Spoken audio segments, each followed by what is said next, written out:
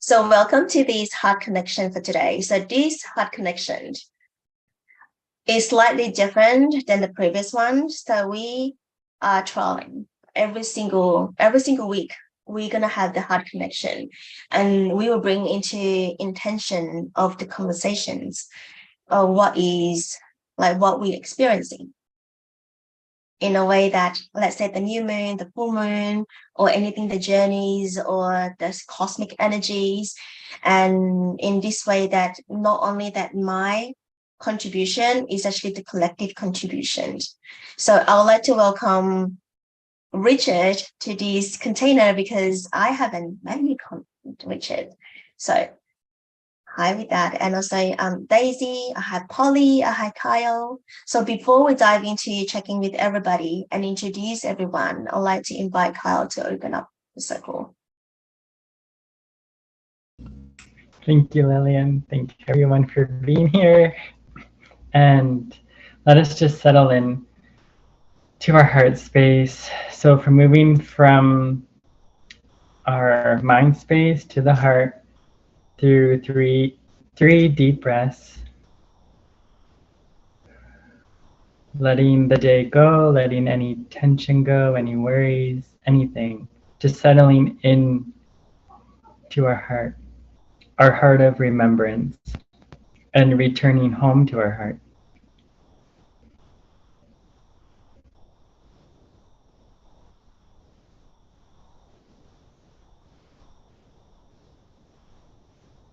So calling in the highest and the purest frequencies, and calling in our ancestors, our guides, the caretakers of the land in which we reside, Mother Earth, Mother Nature, Mother Gaia, honoring our hearts from here, and for our hearts to connecting as one.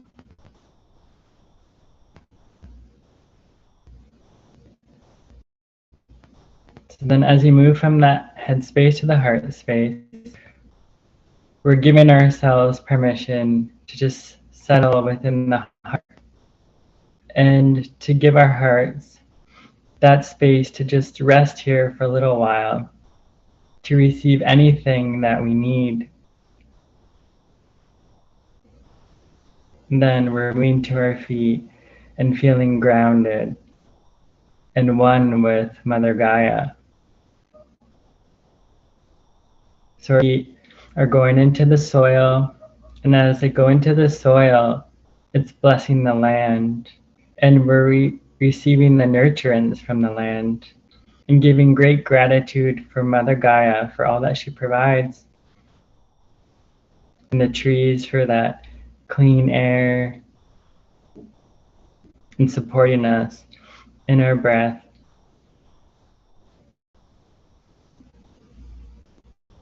We're just traveling deeper and deeper to Gaia's heart, as Gaia's heart is one with our heart.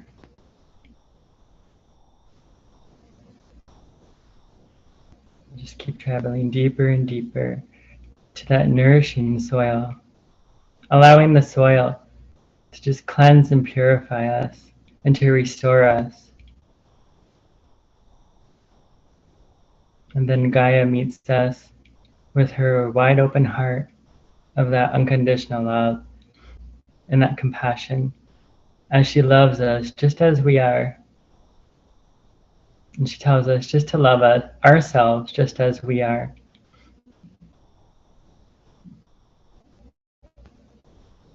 And Gaia gives us the biggest hug. And we're receiving her love within our heart.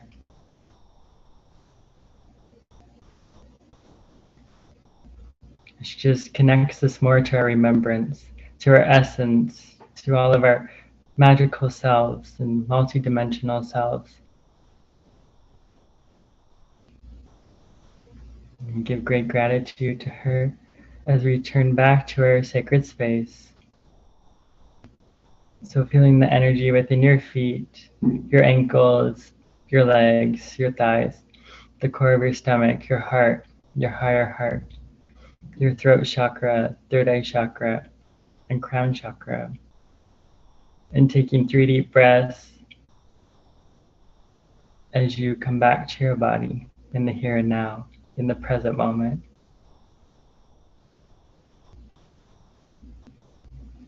In the sacred space, now open. Thank you, thank you, thank you. Blessed be, and so it is.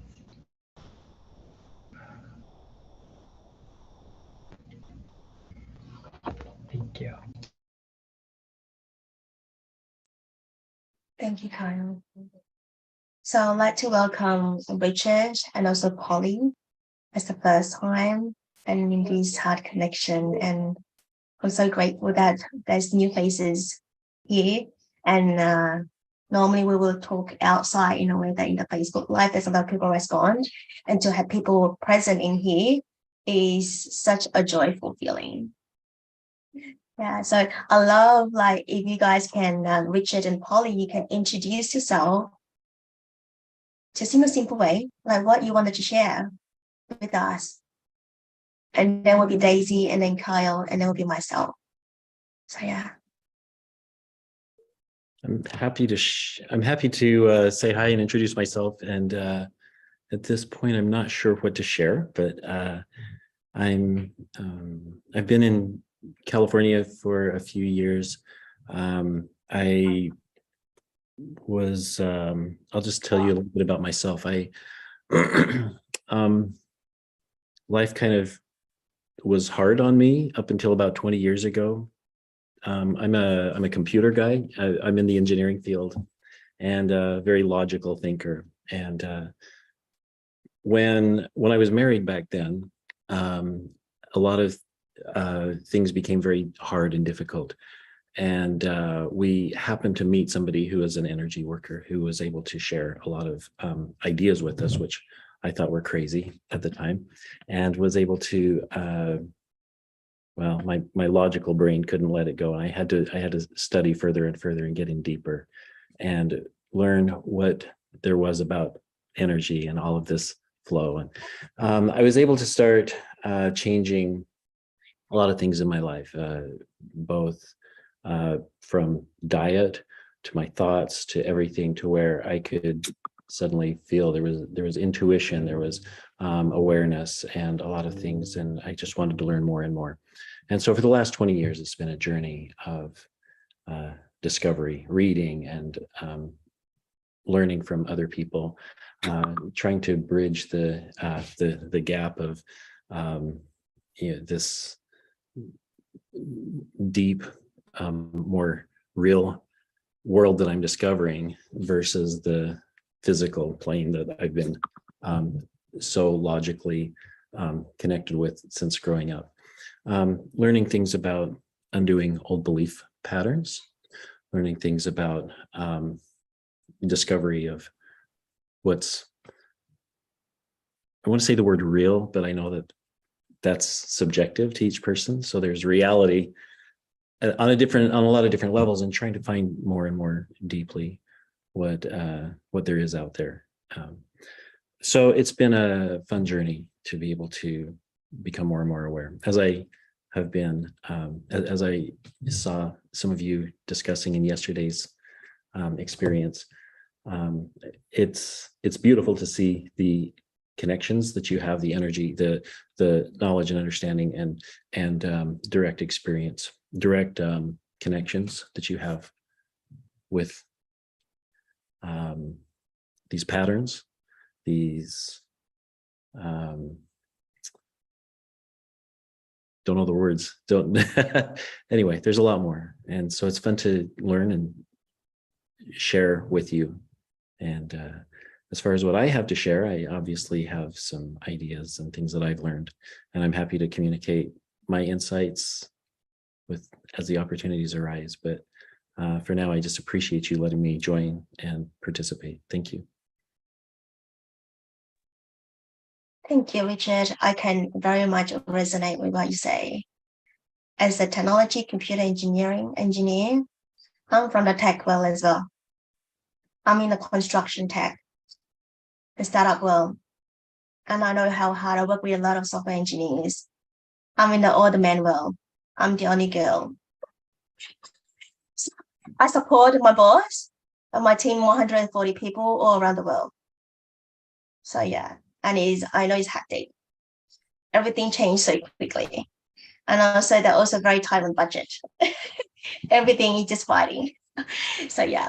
So I know that you were talking about crazy. So if we put crazy nice, we are very concentrating on like focusing on the frequency of the word that we use. So crazy, so I say crazy nice, so become balanced. So yeah, just something that's all. Crazy is beautiful. Oh, yeah. Crazy is Yeah. so beautiful to me. That's another thing I've noticed is the way that we find, I mean, we can choose our thoughts, right? We can decide what we're going to observe and think. Our emotions based on our thoughts, the thoughts being channeled, being, flowing through our beliefs.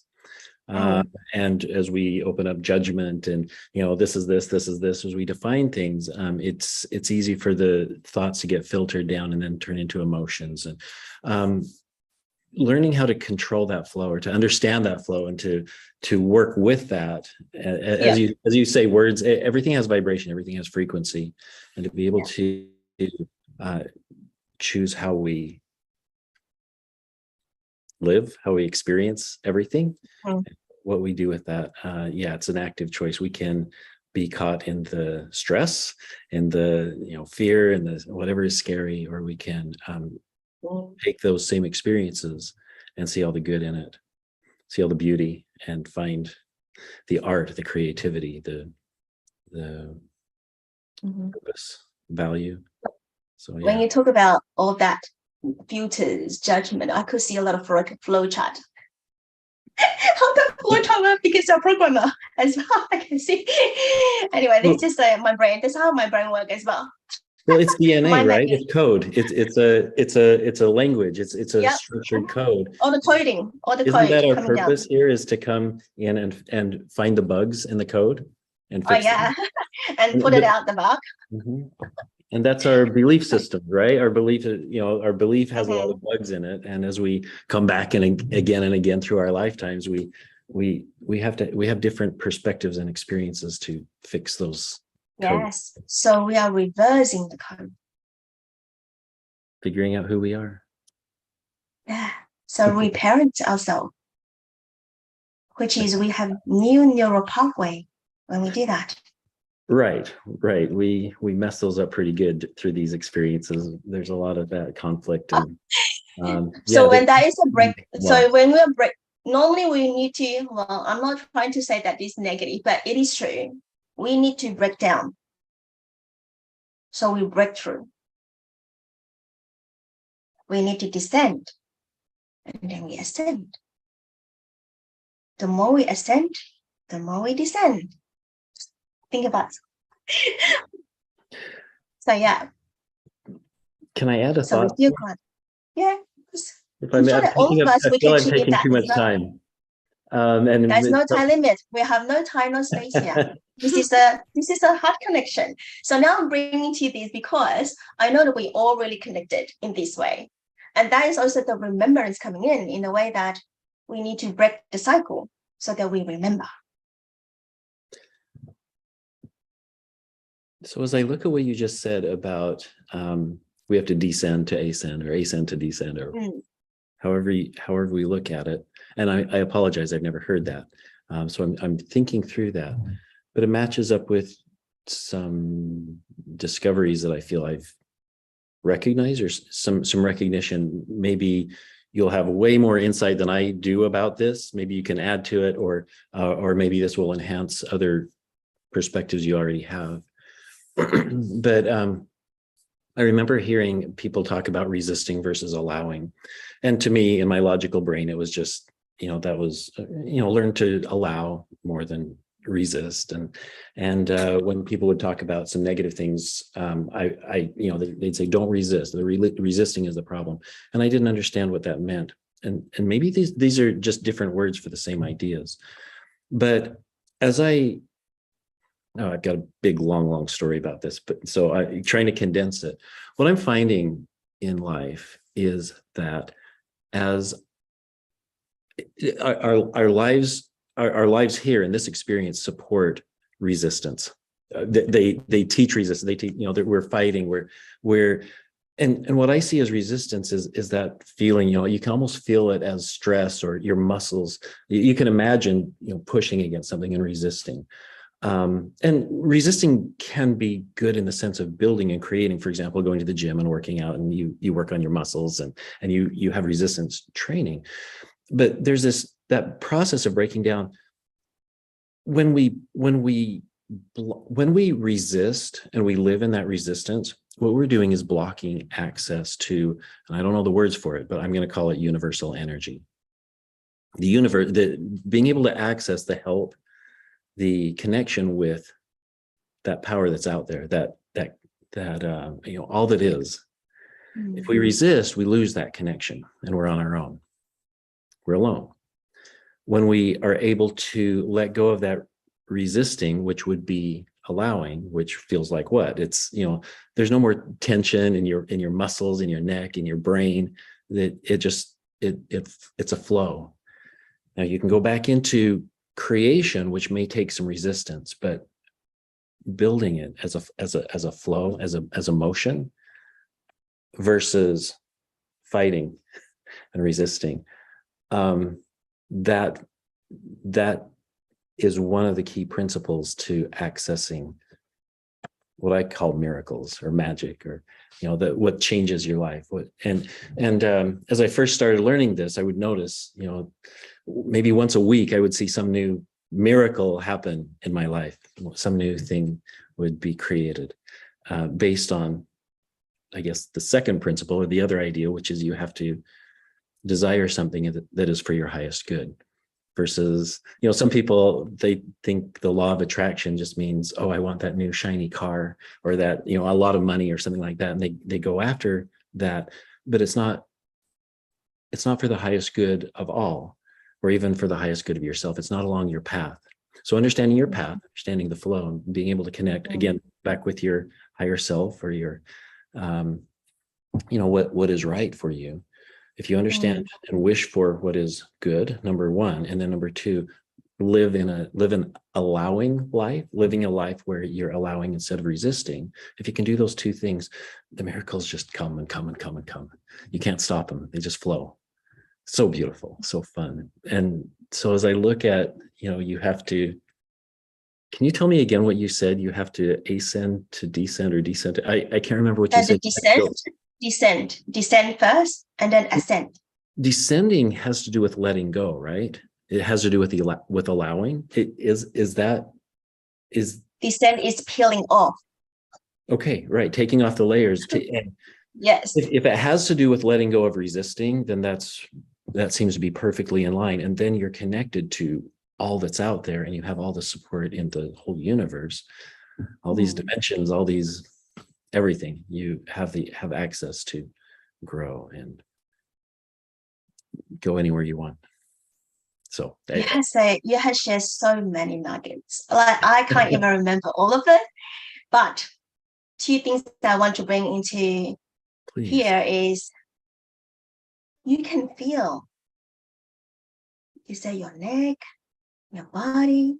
That's the first thing. When people stress, they can't feel, especially in your field. In technology world, not a lot of people can feel. So first, you're in a very good shape already. So I was like celebrating you. So that means when you can feel in a way that your heart is opened, it's not shield back. You know the emotion. The emotion is the wave. It's the flow.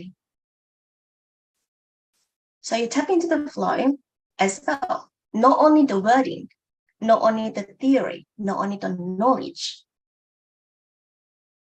So I know that you're talking about a lot of letting go, allowing. I only can share my experience. I don't know other people, then you probably can feel into that as well. I talk about that a lot, surrendering, allowing. But I find that some certain situations, I was controlling. That is yours, this is mine. So yeah, and then you become like really rigid. And then you become like really, you will feel your energy feel shock. That's how I felt before. It was not not pleasant feeling. Then from there, I was like, you know what? I don't care anymore. I just opened, no control, and just you say, the miracle come, the information come, the universal energy is the source energy. It's the same. So yeah, so you receive the energies from the highest, purest frequency straight. So I know that a lot of people say channeling the energy. We say we connect because you don't know who you channel, but we know that how we connect through our body, through this vessel. Easy, right? And then yeah. I'm just gonna stop sharing here now because I know that a lot of here, Daisy, Polly, Carly, is a burning sensation wanted to share, especially Daisy. I know she's like, It's just Daisy. so remarkable, Richard. First, how you showed up in our show, it's remarkable.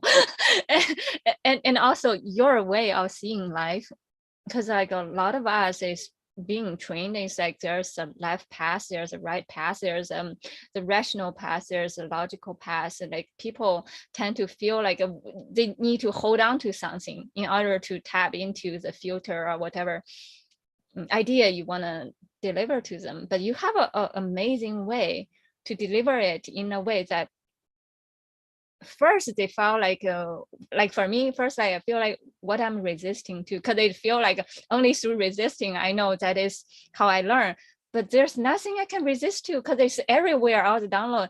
And then suddenly I feel I'm almost like a spaceship, and then suddenly just quantum jump and popped. You just talk directly to my higher self. For a moment, I don't know where I am or who I'm talking to, or is it speaking English? You have that amazing gift that, because this is a truly amazing gift, because like people need the filter, but sometimes they forgot they need to let go of that. But you have a way of like showing people how to let go at the same time. Like there's no longer need to hold on to any crutch. We can directly connect to our higher self. That's truly remarkable. Thank you so much. Thank you. Anyone wanted to jump in and share, please jump in and share. So I'm not calling the name, okay? So yeah, if you have any nugget, we all are a piece of puzzles. We all have our own medicine, and it's just going to share and flow, and also the sharing, you know, how we process stuff and all of that. So yeah, Polly and Carly can jump in anytime. So yeah.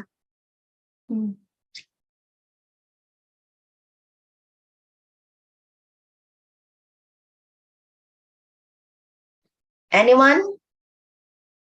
If no one, thank you, Richard, for being here. Yeah, it means a lot.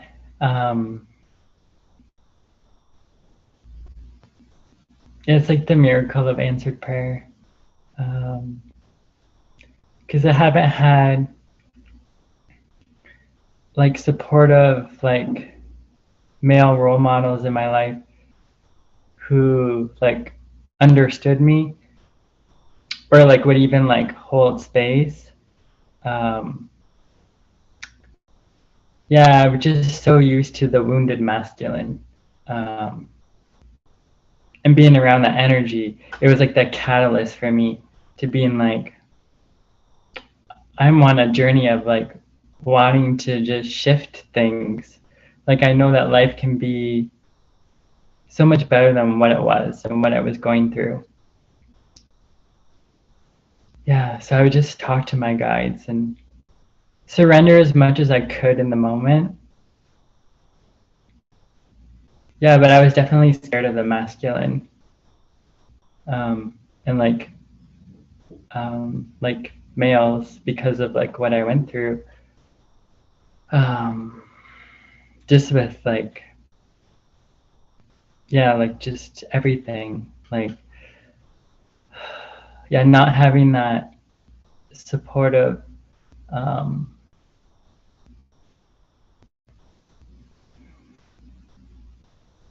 space in the way that I needed for me and for my heart.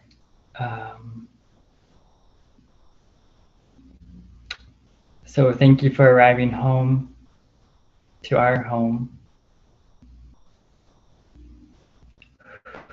This like means so much to me,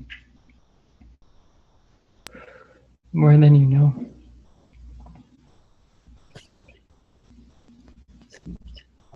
It's really beautiful to hear.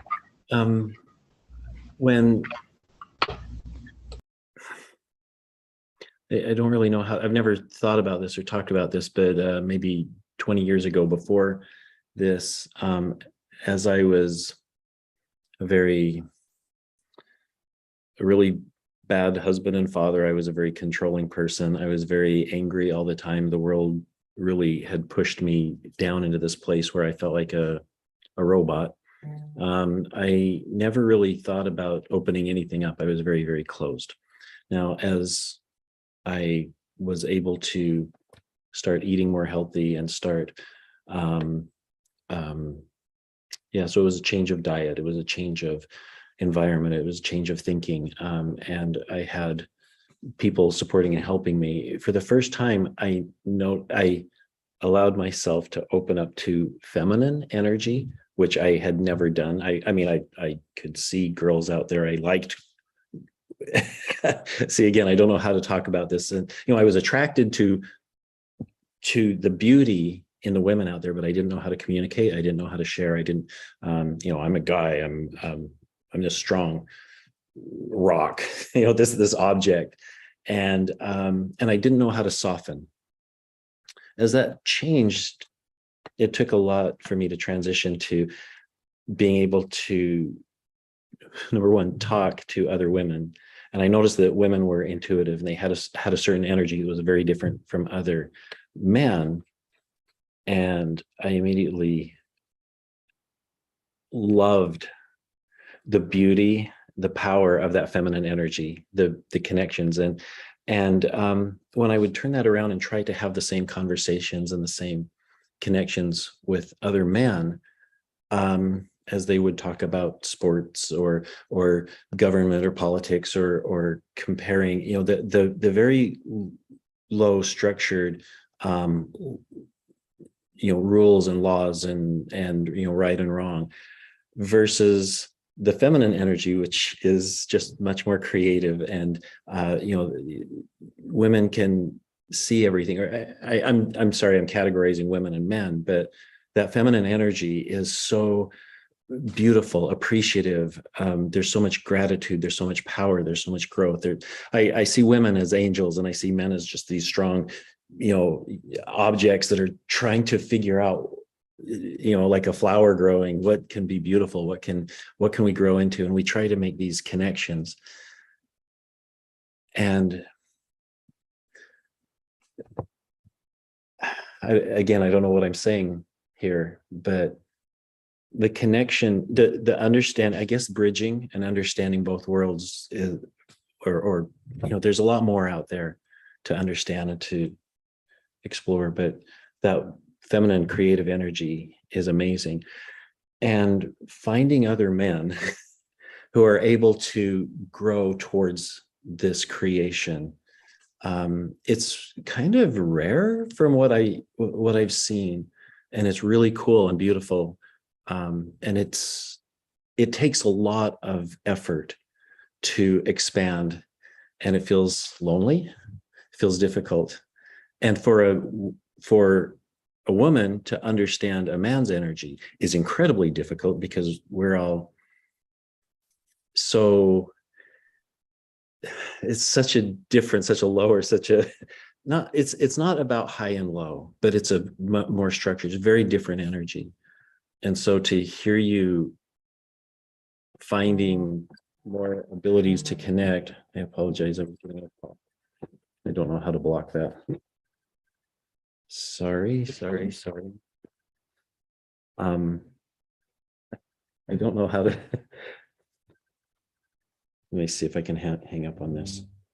I don't want a nation of thinkers. I want a nation of workers. That's who built our education. Oops, it's gone. So Both beautiful. His perspective is so beautiful. I know. I wanted to say that wait until he's come back. We will welcome him come back, and I know that why he arrived here. That is part of our mission. Our last conversation, feminine and masculine energy, is here now. So yeah. So he has arrived. The masculine have arrived. I'm so excited. We're gonna evolve that masculine. Anyway, Richard, we're gonna be waiting for you to come back. So now we're just gonna say hello, Polly. Hello, Polly. Hi. Polly, you can introduce yourself. I know that we already know you, but our audience don't know you yet. So, yeah. I always find it hard to introduce myself. I don't know what to say. It's okay. You only have 4 people here. I mean, 3 people here. So my name is Polly, and I live in Australia, Sydney, like Lillian. So we've known each other for some years, and thanks to Lillian, she brought me to this family, and I also met all these beautiful souls here. And back then, when I was younger, Lillian probably know all these stories already. But when I was like little, I already felt that I was a little bit different from the Earth people. So I felt like I am not like totally human. Oh, Richard is here. Maybe we'll let him continue on that, just so we don't lose, the momentum. Thanks, Polly. That's all right. Hi, Richard. You found your way back. It took me. It's okay. Things happen. It's all right. I'm so embarrassed. We're on a Facebook call, and I got a Facebook video call, and I was trying to use my phone to cancel it, and it wouldn't. And then I thought, well, I can answer and just hang up. And then my audio went crazy, and I apologize. Very inappropriate. It sounds like you reset the timeline. That's possible. Jumping timelines is a pretty fun experience. Or we hold on to existing timelines, right? I could kick into another one. I'm like, nope, I like this one. I'm back. So now I'm going to share with you a few things that I capture from what you said previously. So you were literally talking about masculine and feminine energies. So I know that everybody have that. You have 2 energies in your body. Everybody have those energies in our bodies. And again, I know that why you arrived here today, Richard, because last week, Daisy can share that link with you. We were talking about masculine and feminine energies. Bingo, you got it. So yeah, so why we explore these energies currently, because there's a lot.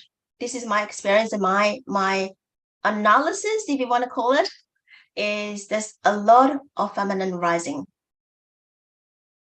You could see it everywhere. The feminine is rising, like divine feminines. Totally agree. I dropped that divine because I know that when we talk about feminine, people will refer to female. So yeah, but it's all valid. So I also call it as inner feminine and outer feminine, because there's human in front of you, there's inside you as well. It's reflecting as a mirror, sacred mirror. So yeah. And obviously you will dive a little bit deeper about what sacred mirror means. But what I wanted to mention to you is we are helping masculine to evolve, not rising.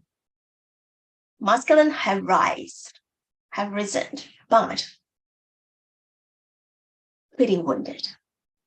Have you heard the term called patriarchy?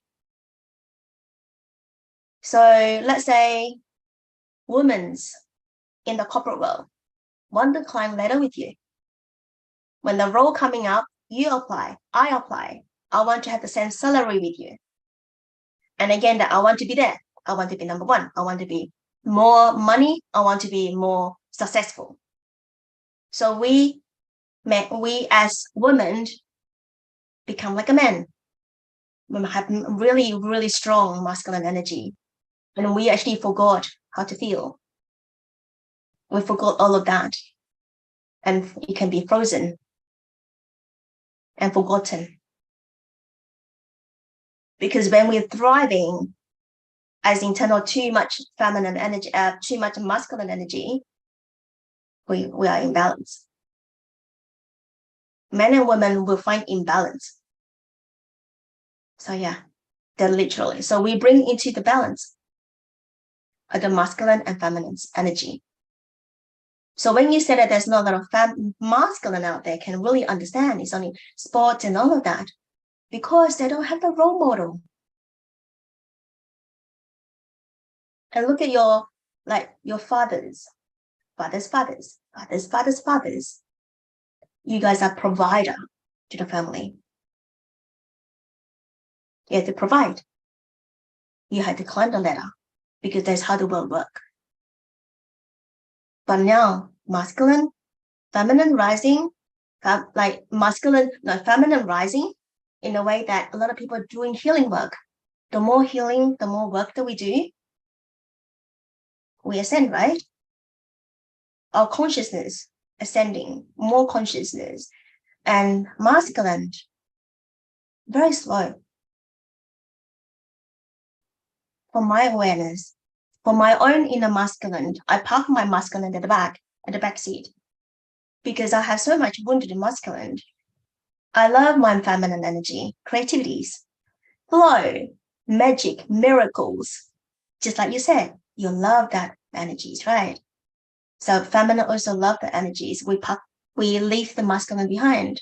So we separate ourselves. So huge, many, many years. So when we want to pick up the masculine energy, it's so hard.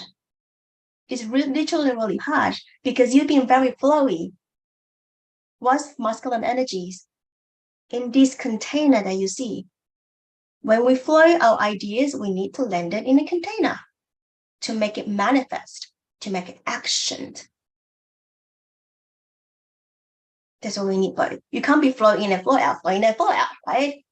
Nothing to hold.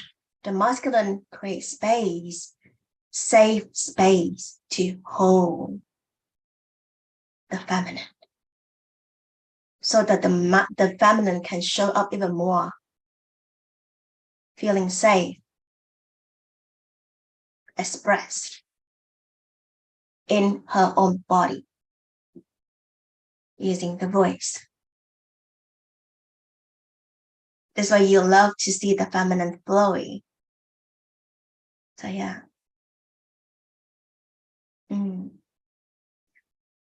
Let that land in you today. There's a lot to cover. We have a lot of topic, like every single week we have that topic.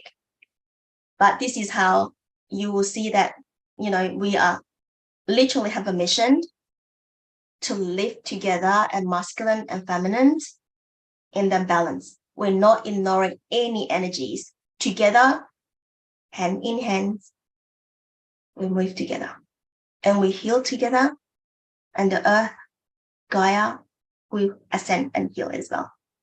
So yeah, that's my 2 cents. There's a lot to learn from there. That rising, that ascension is really learning, right?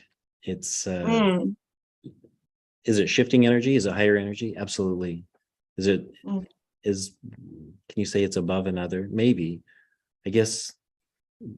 And as you were talking about masculine and feminine, I can't remember if you mentioned balance, but the way you were talking, we have to bring these together, right? And it's balance. And there's a spectrum, and this might be more towards masculine and this might be more towards feminine. But really, in everything in life, these are kind of general categories of we always come into experiences that we're ready for, that we're ready to learn, that are hard and that we get to grow through. And so as we learn through each thing and figure out how to get past the blocks in that energy, the beliefs, and there's so many different tools and methods that we have to go through these. But it's finding balance. I often see the feminine energy, or what I say is as I see women and as I see men. And again, I know that's not a good way to separate it this way, but when I see that feminine energy and the male energy, I always see that these two extremes, we all really have to find that balance. We have to come together. We have to lift. The feminine needs to learn about the strength, and the masculine needs to learn about the eternal, the beauty, the growth, the creation. There's so much to learn on both sides. We have to become more balanced. We have to become responsible creators, right? Because I'm not I know how to create, but I'm not very good at it. And my choices are often kind of off in la la land. They're crazy. They can be detrimental. You know, I try, but I'm not good at it. So each thing along this whole spectrum, we need to practice our skills more and more and more. We have to lift all areas. We each have different strengths and weaknesses. We have to master each of them slowly. We'll get it. Yeah. I love how you're bringing into that conversation today, because lately this is the last one I'm going to share, because it can bring a lot of conversation, but I will get other people to share as well. Is our body remember? Our body can remember, our brain can't remember. Our brain only that big. Each of our organs in our body, they remember. Our cells remember. We have 80% of water in our body.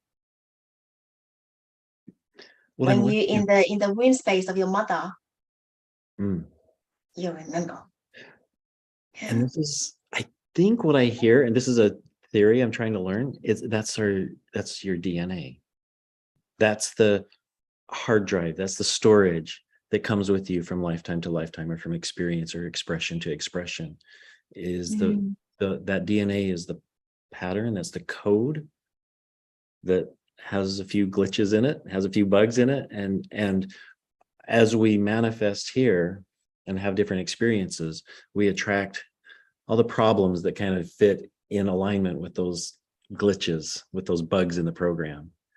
And our goal is to dive deep into these experiences, each one of these bugs, and see if we can start pulling off the old belief systems, the old patterns, the things that don't work. Try again and again, and from different perspectives, maybe different lifetimes, again and again. So having memory, yeah. And I think that's in the DNA. That's the best way I can describe it. And our goal is to fix all that. And it's hard. It's a lot of work. It's tough to let go of our old belief patterns. It's really hard. That's what we're playing with here, I think. I love that. You're landed on the right space. Can I use another word? Instead of fixing, witness. I was thinking about that. No fixing. The word is just witnessing unfolding. There's story waiting to be unfold. So we just give it a voice, allow that section to speak out what the story need to be spoken. That's a much higher way of looking at it. Maybe we have to do both. I think we have to do a lot of the hard work and fixing that takes away when we're down here, uncovering until we discover, yes, we discover who we already are. Yes. It's called deconstruction.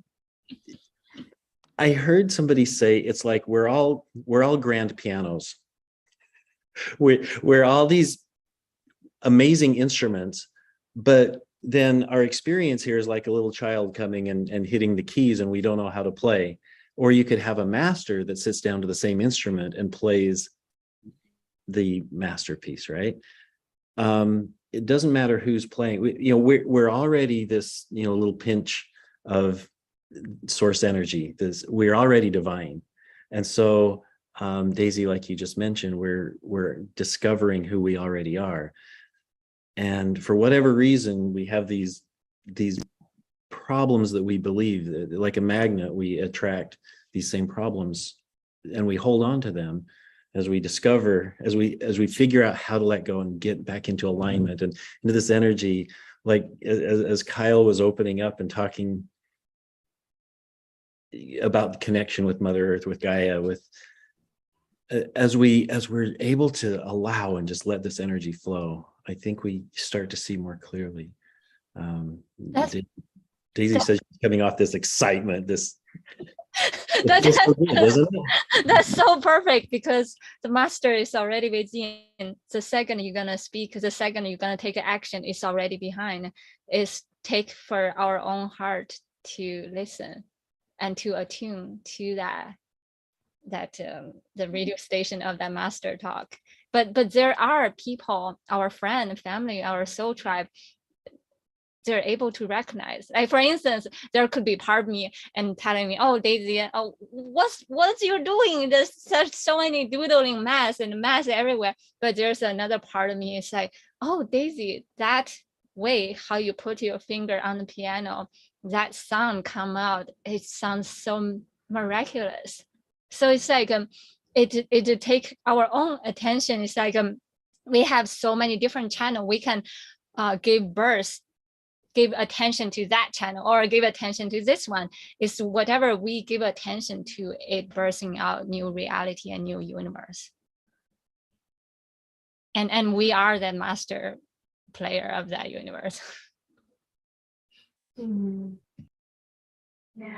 so beautiful.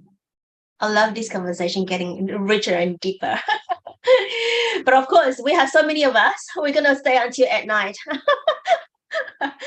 So next we're going to be bringing in Polly. I know that Polly have started, but Richard is away, but I can do it again. Polly. Welcome, Polly, in. Thank you. I just wanted to say a little bit more about the masculine and the feminine bit, because you guys are talking nonstop, so I don't want to interrupt. Because I don't like to interrupt people when they're talking. And I just wanted to mention that the masculine side and the feminine side actually have the positive side and the negative side as well. So I don't think it is, I know you guys are not, but I'm just putting it out there, that masculine is not a bad energy or feminine is a better energy or anything like that. So again, as what Richard said, we need to have balance. We will also have to find the positive side of the masculine and the feminine.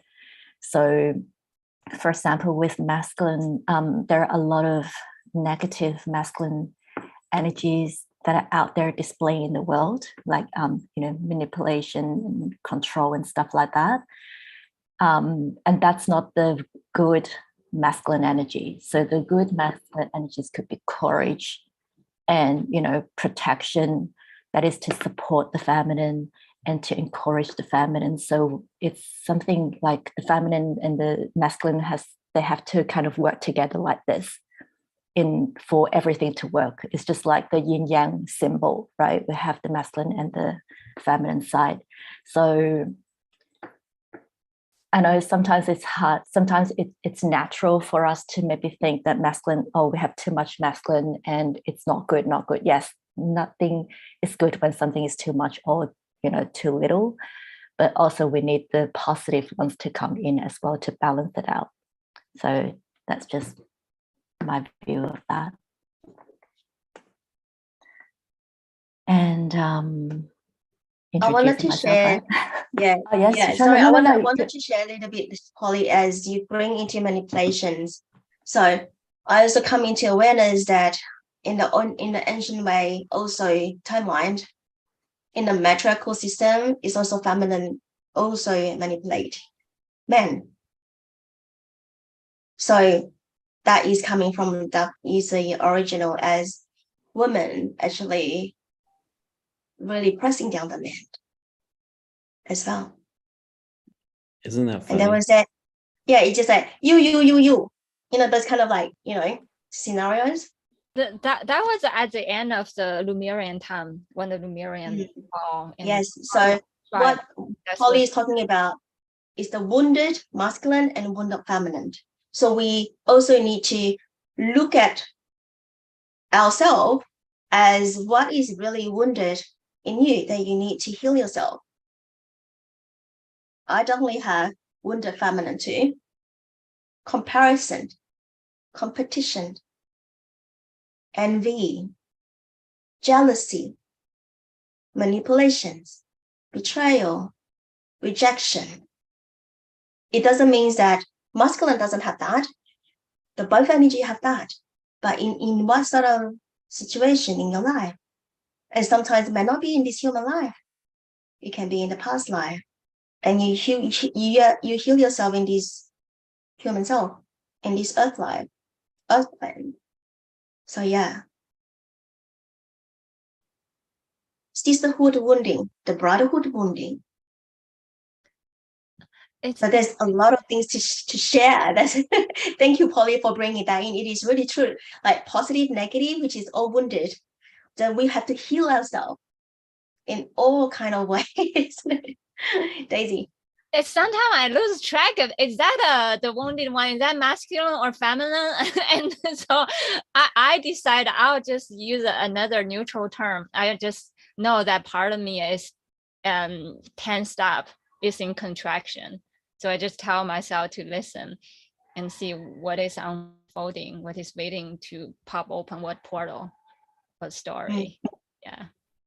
Yeah, that's true. Because we don't put ourselves, which is my awareness as well, that so many put us this energy in the box. As they say, oh, this is like inside you, you know, this is outside you. And you're trying to think, just like Jay said, is it inside? Is it outside? Is it feminine and masculine? You're not so confused. You know. You work on yourself, you know. Then we are here to support. That's all it is. Don't put yourself in the box. We are trying to get out of the box and you jump into the box again. By having conversation, heart connection, it is open the box. Open that box and share. By sharing is healing. Healing yourself and healing others.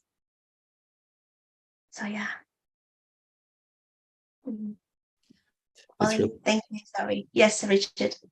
It's really cute how it's really cool how Polly mentioned something that's just absolutely I think she nailed it. There's a lot of negative and a lot of positive, but it doesn't matter if you're on the masculine side or if you're on the feminine side, as you mentioned, Lillian. And there's a lot of tools. There's a lot of tools pushing against us, like you mentioned, you know, being in the box. I can't, and not wanting to get out of the box because this is my comfort zone. So there's fear that holds us. There are patterns. There's again DNA. I keep going back to that, but there's family. There's all the things in the memory that we have that is holding us into certain styles and beliefs. And we express that in a lot of negative ways. And that negative actually is what generates enough pain. I always wondered, what was the purpose of pain? I'd love to hear your insights too, but you know, what's the, you know, we don't want to have pain. We want to be these high, you know, divine beings that never feel pain, right? Isn't that our goal? What's the purpose of pain? And it's really clear. It's really obvious. It's to make us change, to make us move. We need something to move us away from what doesn't work. I guess maybe there's a lot more to this, but as we express this negative, eventually we get tired of it. Eventually we throw up, right? We can't hold it anymore because it's so negative, and we just have to bust out of this style of thinking, and that's when we then allow and we open, we're receptive to more ideas, and we get the opportunity to grow. If we can use our, not just our brains, but our hearts, if we can face ourselves, if we can get to know ourselves better and start to use this wisdom that we're gaining through all of these experiences to figure out what works and what doesn't work, and challenge the selfishness, the greed, the anger, the fear, to strive beyond that. That's when it hurts. That's the work, right? We have to grow, and it hurts, and then we push our way through, and we can breathe. There's new energy, there's new life, there's a shift. So yeah, a lot of masculine energy is very negative, and a lot of feminine energy is very negative. And there's a lot of negative in the world. There's so many illusions bombarding us. We can take it, we can play the game, we can be part of the system and enjoy that game, or we can start to break free of it and up our level, right? Move up to a new level. Is that from you, Richard? Is that from you? So I know that you see so very clear. And I know that you're doing a lot of healing work yourself. And you're sharing. So fun. Isn't it beautiful? Yes. Yes, so fun. That's what I bring in the fun in this heart condition, because the more we share, the more we feel like, oh, well, not only learning by each other, but also healing each other. And we actually healing the world as well. So yeah, and fun. Bringing the fun to the journey. It's so needed. Celebrate.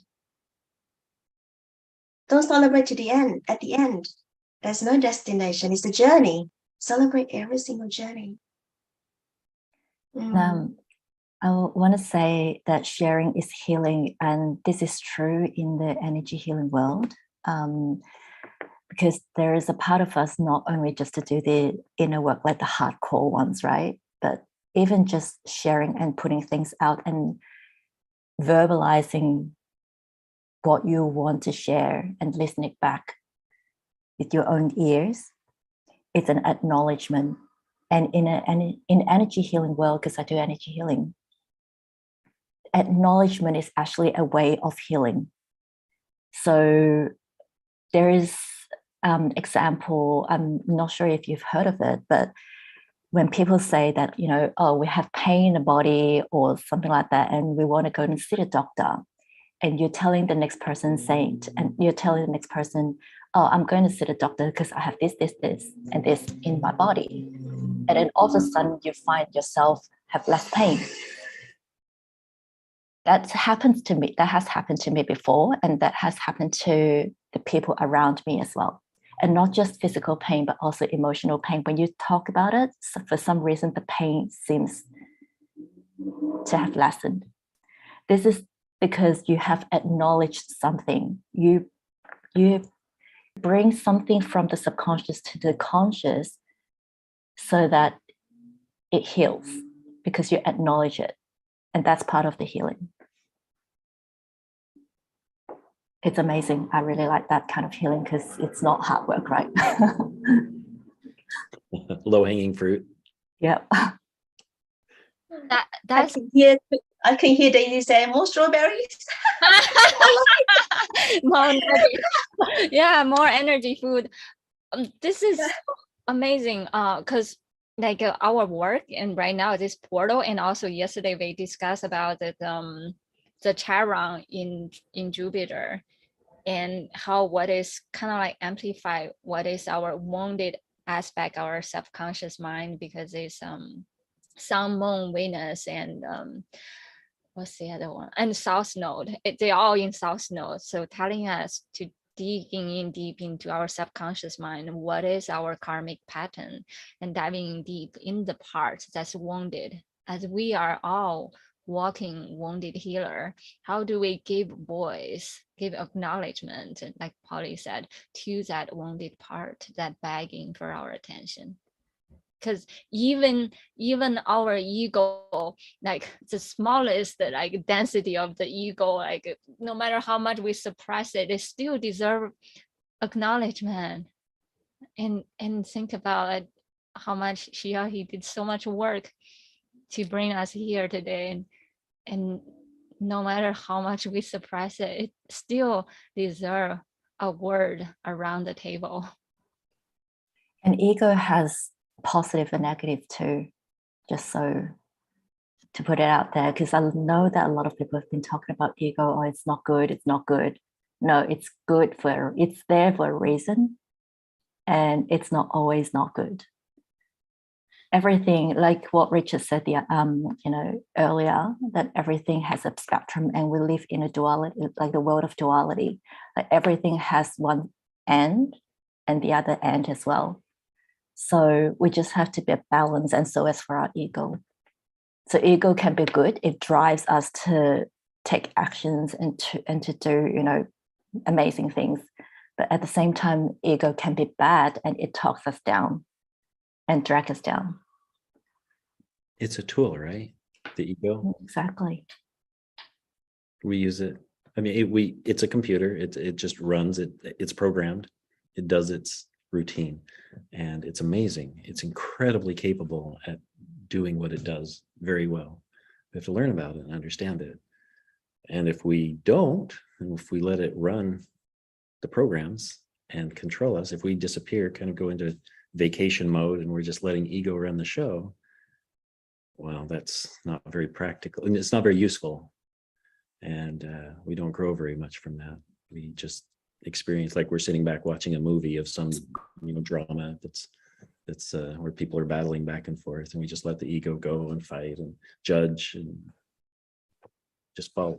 But if we're going to participate, we have to work with that ego. We have to understand, we have to bring that eternal aspect, the infinity into the limited. The ego only understands what it's programmed with, what it can see, what it can feel, what it can experience. It can't understand anything greater than that. And it does a great job within the game that we're playing. And so all these experiences, ego handles that really well, except that's not who we are. It's a gift that we're given to use to understand and to play the game with. That's very helpful and very harmful if we use it wrong. Yeah, ego's awesome. We get one of those by having a human body. We get it. We're lucky enough to get one. Yeah. Hard to control and get the balance. Like I'm still learning to this date. Also knowing that our brain is like a history. They only remember histories. It doesn't know the future. It doesn't know what is next. It's only know next because you've done it before. If you want to break the pattern to create neural path, we have to create that. So let the ego at the back. Or sometimes we call it ego death. So yeah. I know there's no need to talk again. I know. I before I share my point, if that's okay, I want to also comment on it's very interesting how our dynamic dialogue unfold, because it's all written in the astrology chart. So the ego mind, which is the lower mind, the 3D mind, is in astrology is Mercury. And so like speaking and constructing the thoughts is all goes through Mercury, this energy. And our higher mind is Jupiter. And this two right now is in opposition. And like I said, Jupiter is in conjunction with Chiron, the wounded warrior. So the Jupiter carry on the mission is telling us, heal, let's take on this mission and heal. And then Mercury is in conjunction with Psyche, asteroid Psyche, which is like the human psyche. It's like how much is just played out and telling us, having this dialogue, we can dive in deeper and solve this puzzle within our own human body and journey on Earth. Yeah. Thank you. So beautiful. Thank you. Thank you so much. Is it okay I share my poem? Yeah. After you share your poem and then continue with Polly, you need to introduce herself to us. So we get around. I'm so sorry. Have I not yet? Stay until 10 o'clock at night.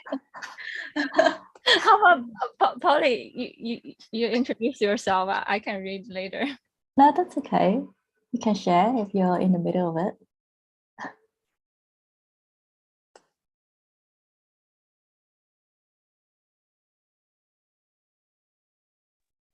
Give me 1 second.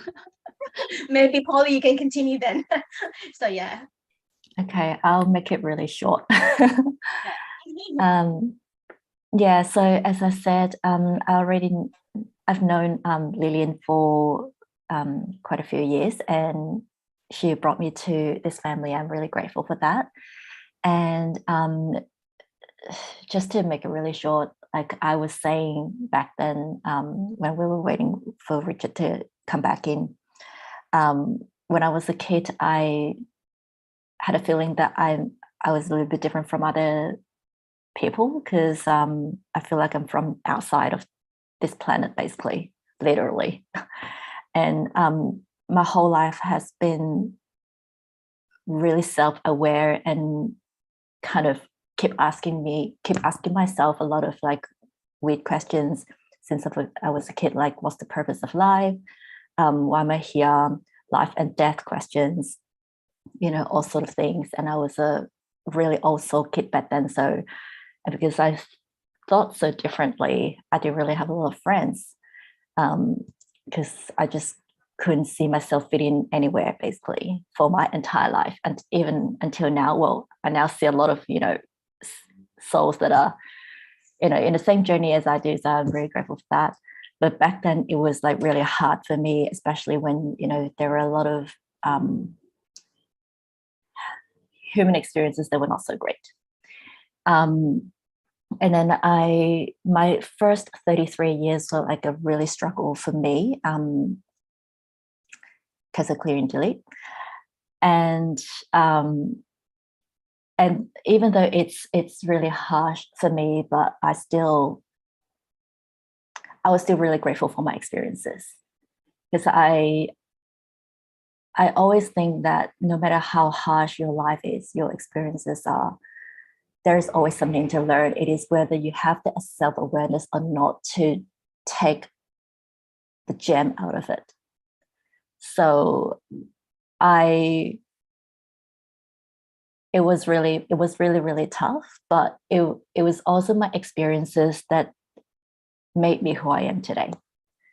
So I'm also at the same time really grateful for that. And I think even though maybe I haven't finished learning my experiences, probably not even the past experiences, but by kind of acknowledge that, and also being, having gratitude towards the experiences that I've had, made me a different person.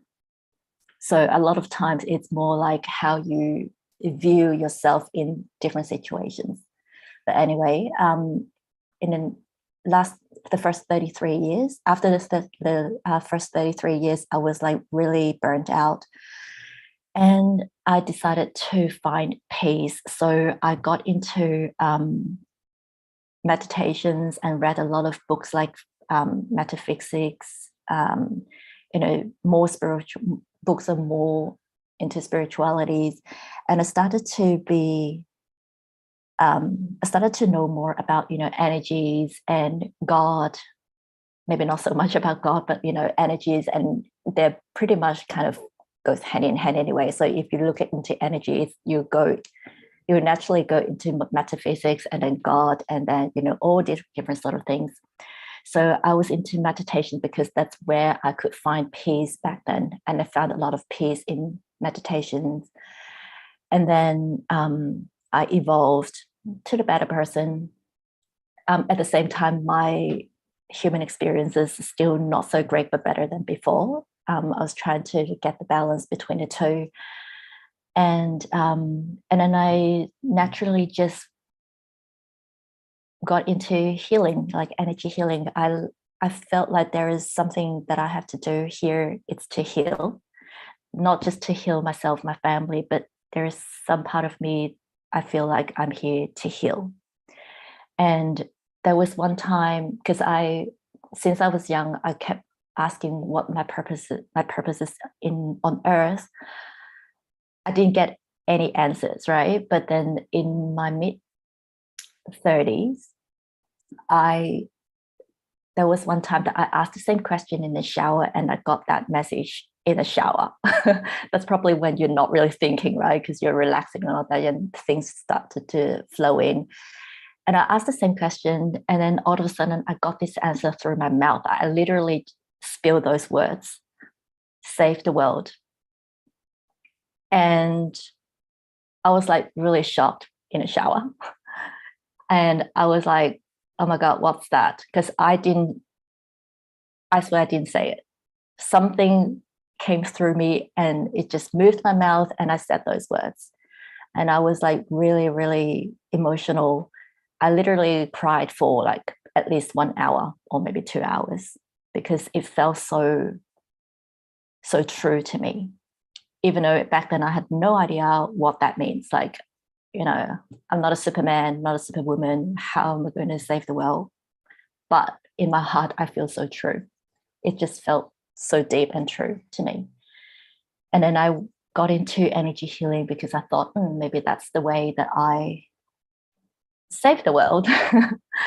But I ended up kind of heal myself more than anyone else, because I feel like there is so much of myself that I have to heal from my past wounds. And and that's pretty much it. That's pretty much my life in a really short form. And now that I'm here, meeting different people who are more like me. Back then I was like really just by myself, because I had no one in my real life at all that were like me, think the way that I think. And now that I'm seeing more and more people who are more in tune, in tune with their heart. Not that I'm doing this all the time. Like, I know theoretically a lot of things, but at the same time, I'm also learning how to connect to my heart and not my brain, because I'm also a very logical person. Richard, I'm really headspace. Like, it's everything. It's like around here, always like logic, think, and not just think, but like overthink until I cannot overthink. So I'm also trying to connect my brain and my heart and my gut, like trying to make them align. And I'm working on it. And the more I tune into my heart, the more I feel at peace as well, because you're not controlling.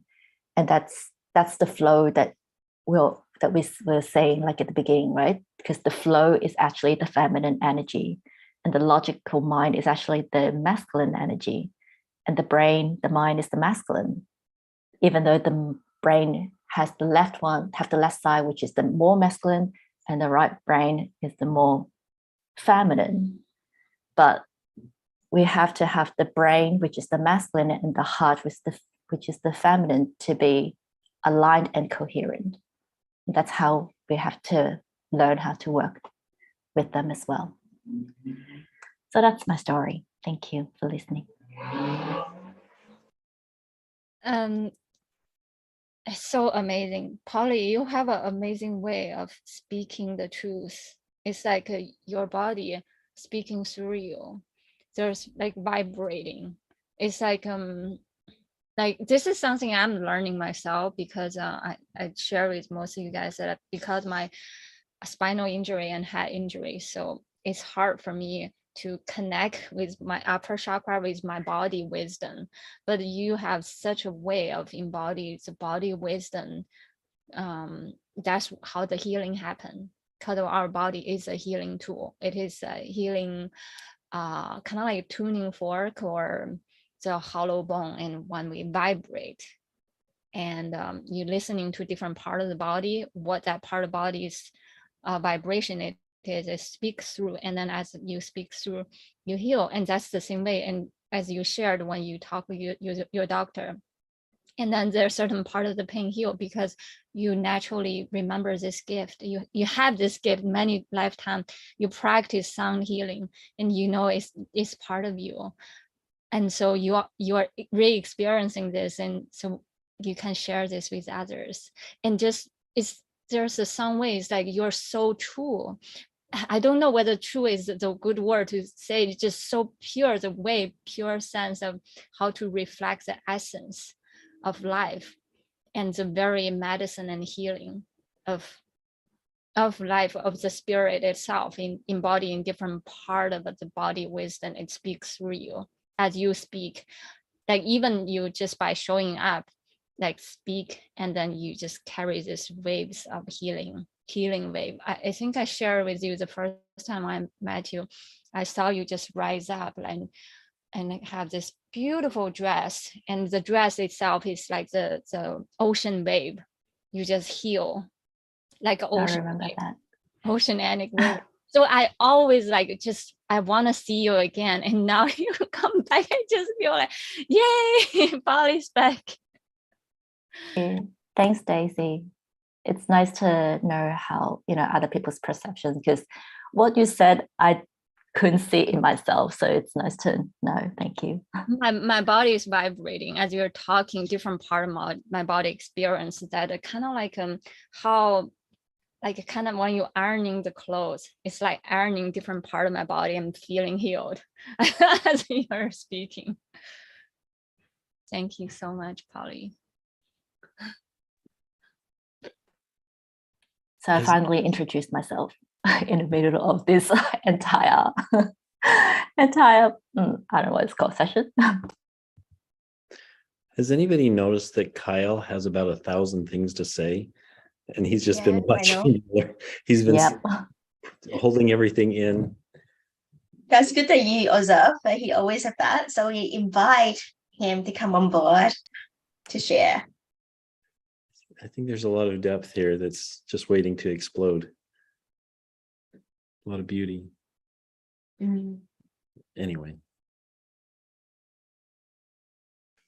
Yeah, Kyle, when he's ready. Yeah, whenever you're ready. I'll read my poem first. Yeah. Is it okay? Let me share.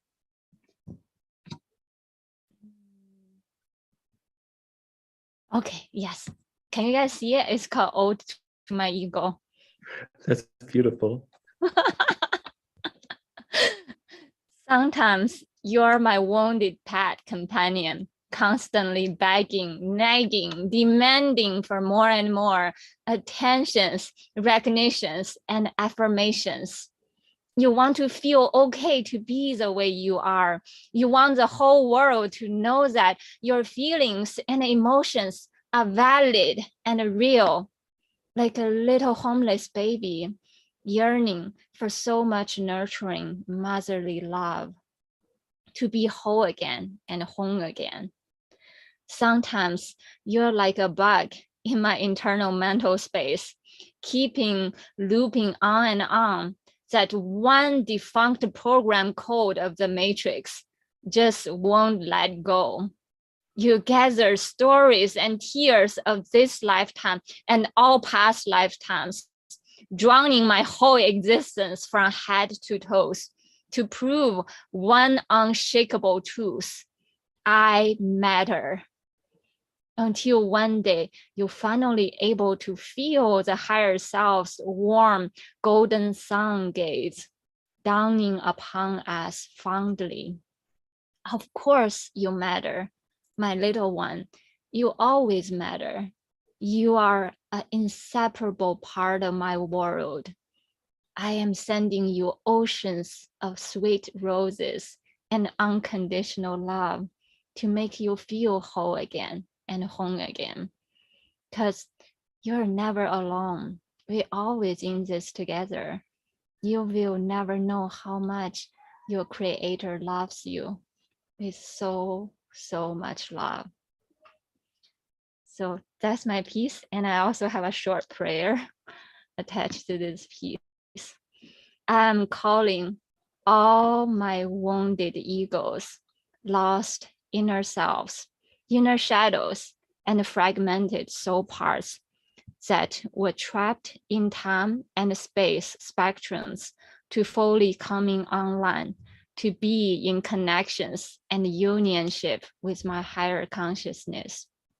I am allowing every part of me, both inside and out, every inch of me feeling relieved, rejoice, deep, heartfelt contentment, healing miracle, and magic in the field of unconditional love.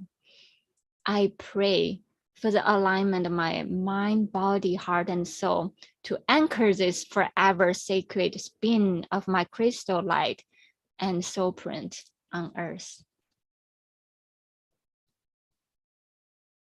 Thank you.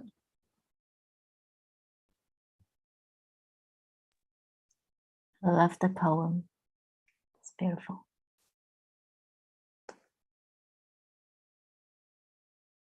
Thank you. Love you all so much.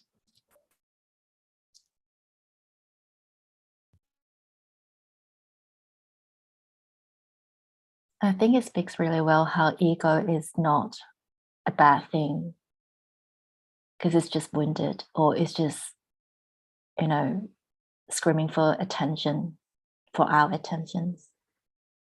We just have to nurture it. And as Daisy says in the poem, we just have to give love to the ego as well because it's part of us and not to name it, like label it as bad.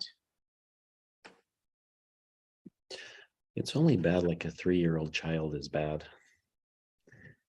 It's undisciplined, or it doesn't understand that there's any more. It is alone. It doesn't know that it has a partner. It doesn't know that it can trust something higher that it can't see and can't understand, that can support it and become this team effort. It has to be the master because that's all it knows. That's all it can see. And to be able to give it that support and help, say, it's all right. It's all right. We're going to do this. You can trust me on this one. Thank you. Thank you for taking care of me. Thank you for, for all, look how smart you are. Wow. Good job. Now you got to trust me on this one. Let me take over for a bit. We're going to do things a different way. It's going to be way uncomfortable, but trust me on this. I got you. Yeah. There's another way to see it. I've seen it somewhere, and I think it's a really good way to kind of practice, I suppose. You can imagine your ego or your chatty mind, right, as a little lizard. It's just a lizard, just, trying to move around and trying to get your attention, and you're like holding it like this, like really little one, and it's really cute. And it's go, oh, don't be like this. You're safe, and you just kind of put the lizard in the palm, and kind of like patting it, as if like it's your pet. So sometimes we can do it this way and kind of soothe the ego and not having this chatty mind as well. I find it quite effective for me when I do that, to kind of calm my chatty mind too. So it's a good exercise. Does it ever bite you? Oh no, I love lizards. Not love, but I don't mind lizards. I've got heaps of lizards in my backyard and my front yard. I go, hello, in the morning when they're like having a sunday. It's a good analogy.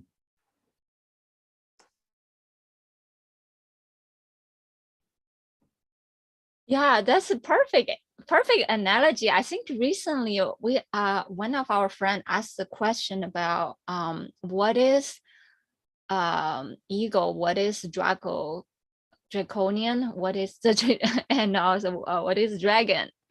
And to me, like the Dracos is kind of like part of the lineage of the dragon. It's like just the higher self, the lower self, and we all have a different DNA lineage. By healing our ego, we also heal that part of the collective lineage as well.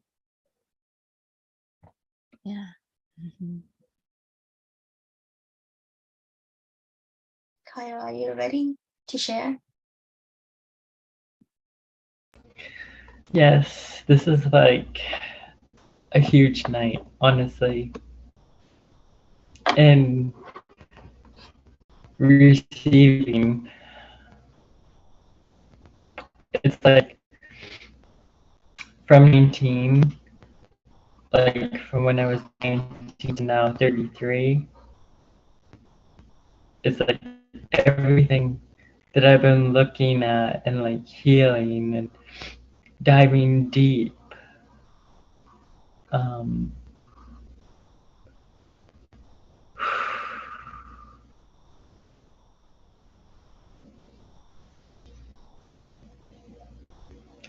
yeah, it's just, yeah, putting it in words.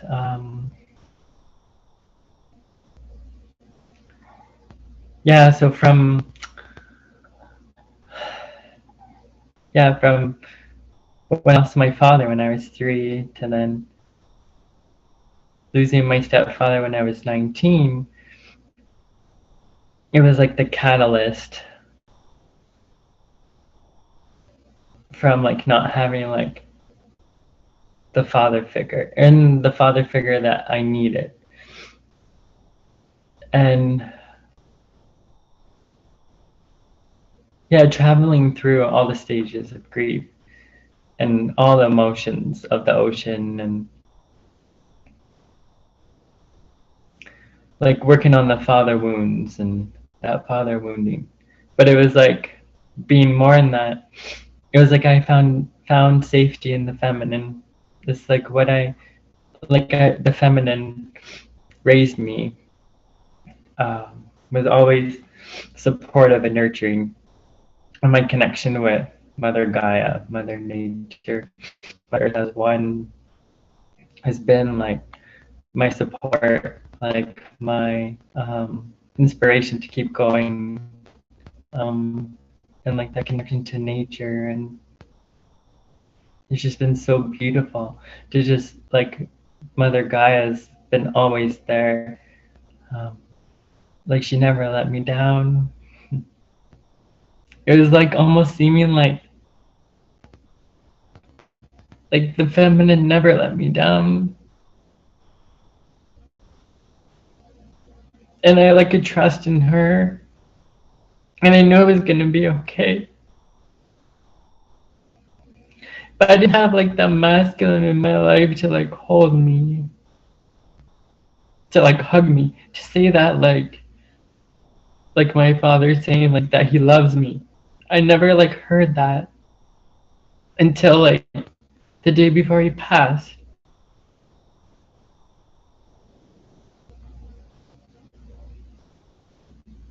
Which gave me like closure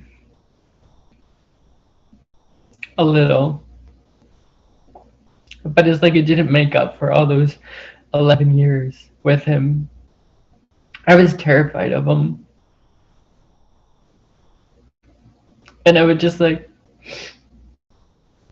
talk to my mom. And we would both go through the same thing. I honestly didn't think I was gonna make it past my 19th birthday. Because I was so stressed.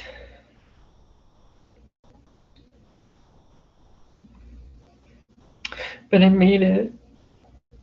And I'm so proud. It's like from all those years of healing, like surrendering and like journeying with the heart, letting my heart soften and melt.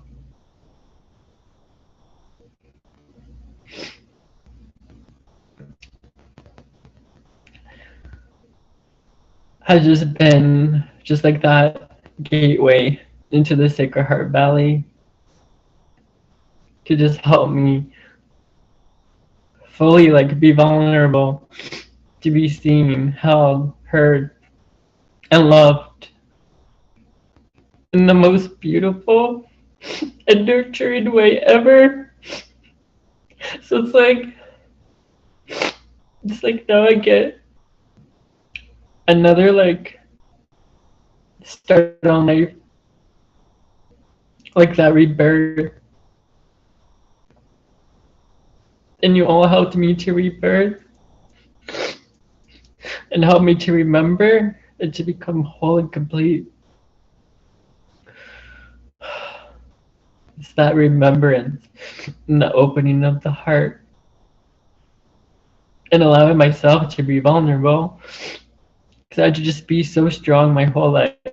As a child, I had to be like that father and like that caretaker. I didn't want to do that anymore. Couldn't even be a child.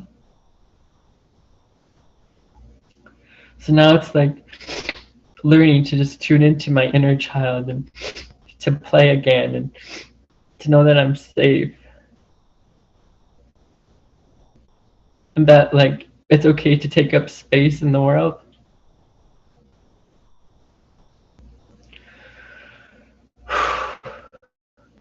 And you, Richard, arriving.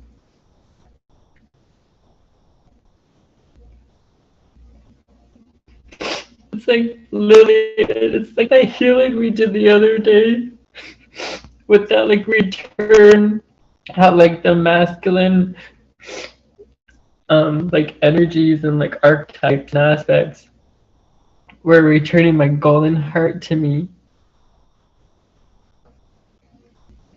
And all that support that we've experienced through that journey. And now it's like manifested through like Richard being here.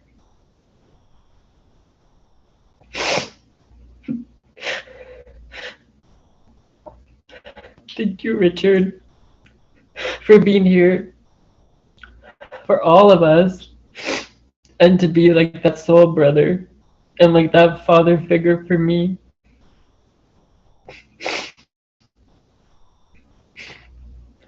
Thank you. Kyle, I recognized myself in you when we were talking before. I kept looking at your face and I saw everything that I went through starting 20 years ago.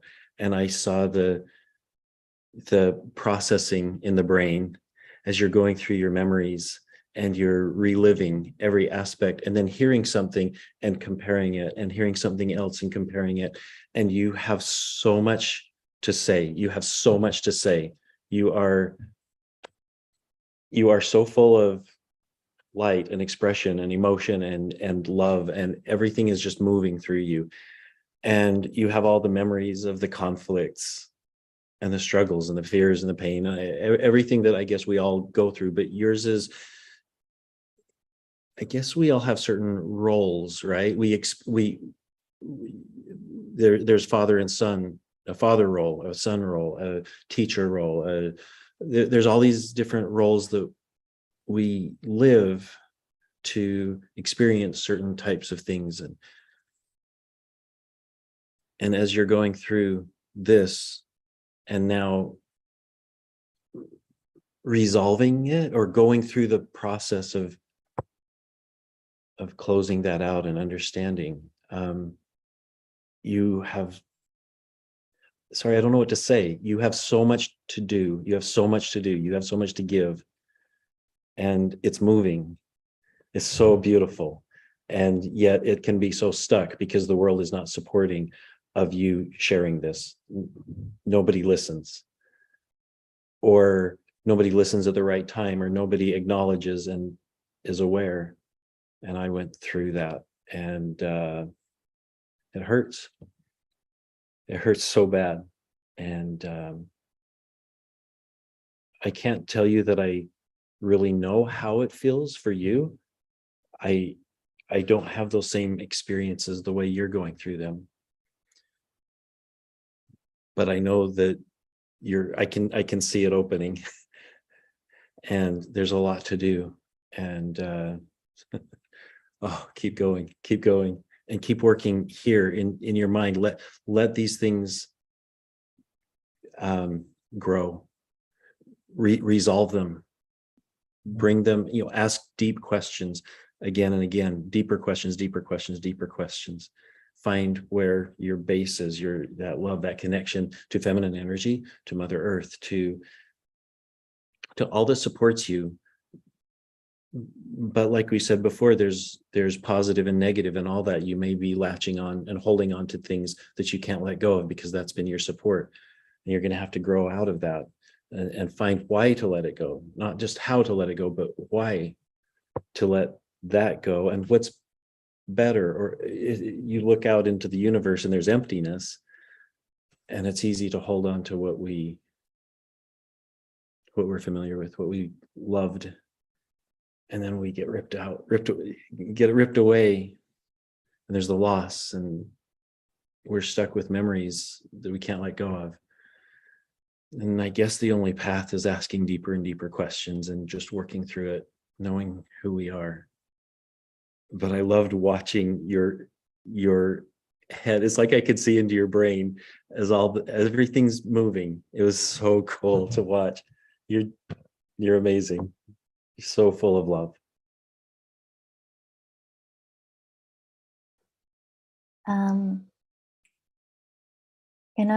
Earlier Richard asked us whether, what's our take on the concept of pain, right?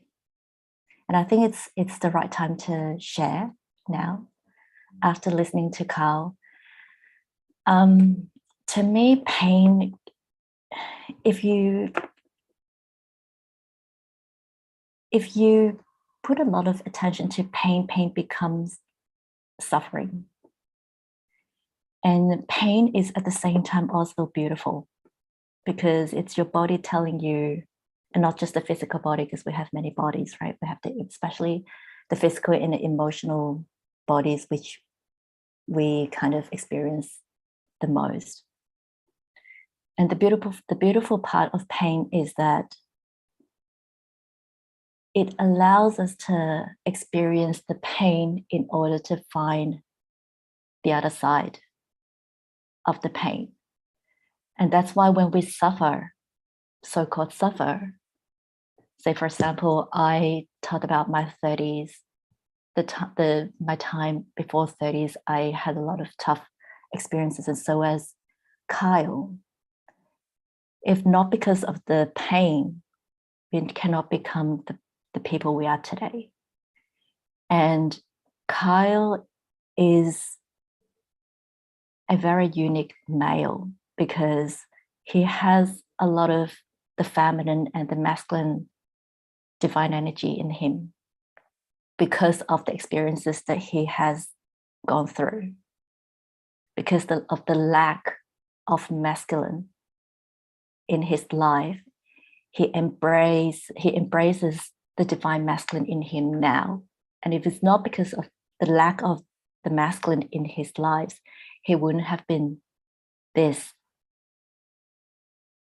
the embracing this energy in his body and supporting feminine. Like how many males out there support feminine energies and support females as just like Kyle? There's not a lot, because they don't have the experiences Kyle has experienced. And we also have to have self-awareness in order to transmute that pain into a gem. And that's what Kyle has done.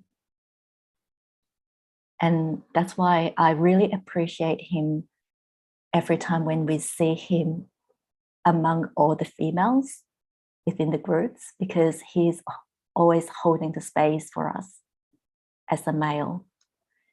And that's what pain is, if you want to look at it in a glamorous way, right? But at the same time, it's also the truth is that it helps us grow, it helps us to be a better person, it helps us to see the diamond and the gems of life by not having it in the first place.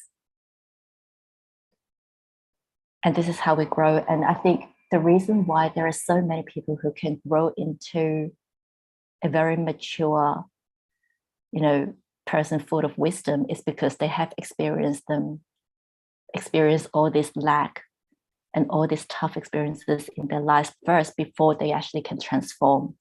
And if you're all good the whole life, how can you experience that? How can you become the person you are now? And that's why when I introduce myself, I say, okay, I've experienced so much in the past, but I'm still grateful because I can see the lessons that I am here to learn from the experiences that I've experienced. And that really needs self-awareness and really take the good bits in the tough bits from the tough bits, and really you embody those parts into you. And so that's my interpretation of pain. And pain is beautiful. And once you've learned it, your pain will lessen, because it no longer will be pain. It will be wisdom.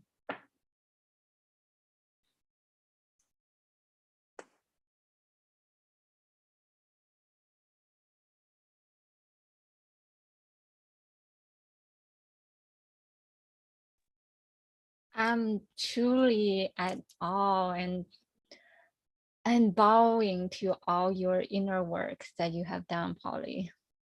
Just through your delicate way of breaking down. My body just feels so healed. There's a deep part of me that cannot be touched just through your vibration, purely just not a single cell got left out. Every single one just got touched by love, by your healing light. I'm just so grateful. Thank you. Honored to share it here, and thanks for inviting me to this meeting. It's lovely. Thank you.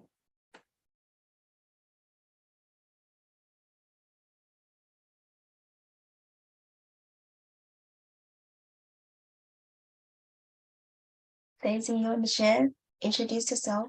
Oh, I mean, originally I want to talk about pain, but Polly talk about it so beautiful. I felt like I don't have a word to say. I feel complete. My life is complete. Well, Richard wants to know who are you first. So yeah. Okay. When Polly was sharing about her life, I just want to say that I resonate. That's pretty much me too. The way how you described that, what you experienced, I felt like my life was unfolding in front of my eye. I just feel so much healing. It just feel like so resonate. Like a cookie cutter. Oh wow, you experience life just like what I experience. You digest pain just like what I digest. You digest all those dark night of the soul just like how I breaking it down. It's so amazing, but you do it even more beautifully and just wow. And I just feel so much healed. I revisit my life, but at the same time I break it down and heal every single piece and put it together. It's just amazing.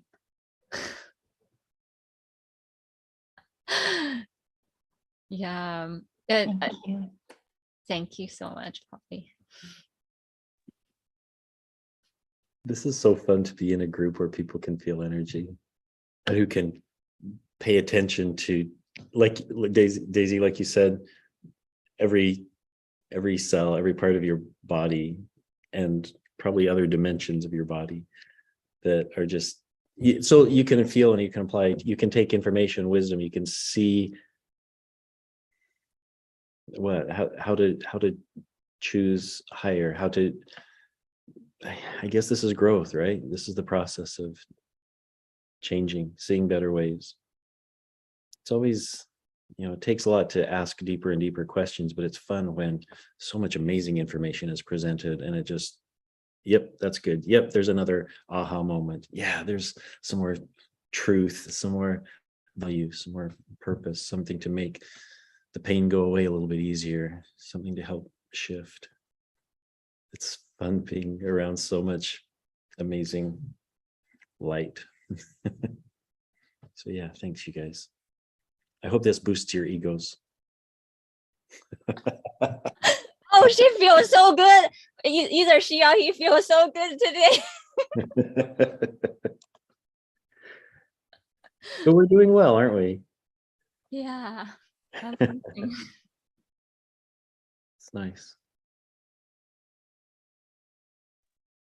I also want to highlight, Richard, you have a amazing way, kind of like childlike bubbles of joy, but at the same time using some kind of magnifier, like amplify that joy.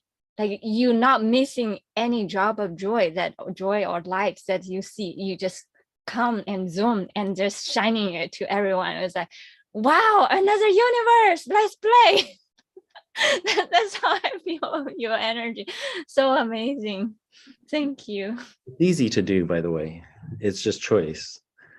A while ago when everything was so painful and when I hit, what do they call it, rock bottom, when I hit bottom and had to give everything up, and was there for a while, it was, I don't know, the idea just came to mind to try to find the good in everything.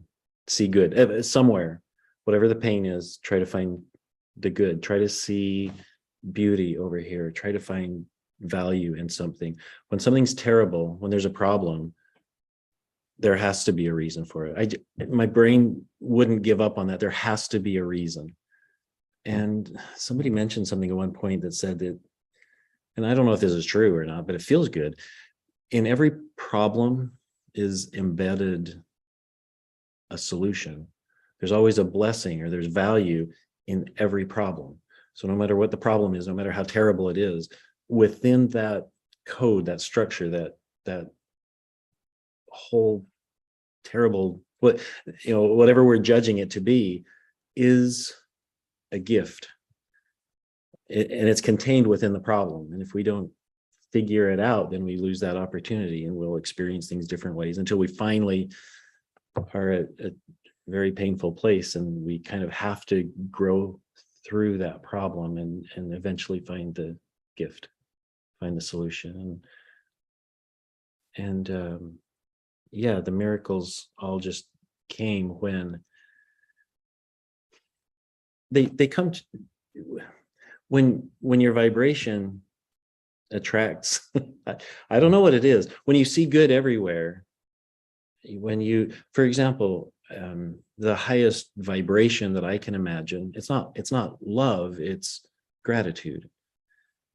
And I know there's different definitions of love, and that might be, really the highest from something that maybe I can't quite comprehend. But what I can understand as a person, as a human here, is gratitude. And if I find gratitude, no matter what I don't have, no matter how painful it is, if I can find a reason to be grateful for every situation, and if I can see the good in everything, in anything, whether it's, somebody killing somebody, I can now understand that a person might be living their life in such a terrible way that the best thing that they know how to do is fight, and they might kill somebody. And I'm like, well, that's bad. But if I can see the reasons that people make choices, if I can see, I can see all the way through every negative situation is born out of creativity, of trying to push, everything has value, everything has purpose. And by just standing back and finding that, I don't know, maybe it became easy for me. Maybe I'm lucky that that's easy, but I find the good. And then it's not just finding good in the bad, it's finding the beauty that just shines and shines and shines. And there's nothing wrong. There's a lot that needs to be improved, but there's nothing wrong. There's nothing wrong. And yeah, everything's light, everything's energy. It's cool. It's fun. So yeah. So amazing, Richard, when you're talking, like my body is just having the energy just channeling through, like it's like so many neurons just get so excited and boiling and bubbling. When you share that, it remind me of one of the story one of my teacher shared. His friend in New York City, and during one evening, and someone put a gun behind him and said, now empty your wallet and like give me your valuable item. And then he gave the wallet and gave his gold watch. And then the guy said, now turn around, because I'm gonna kill you. And then he said, you don't have to kill me today. You're doing good. There's $700 in the wallet, and the golden watch, you can easily turn around and sell it for $1,000. You can just go back home, tell your body, you did good today. Pat on your back, you did real good today. And then the guy, he repeat to himself, oh, I did good today. I don't have to kill. And it's just like miracle, just walked away.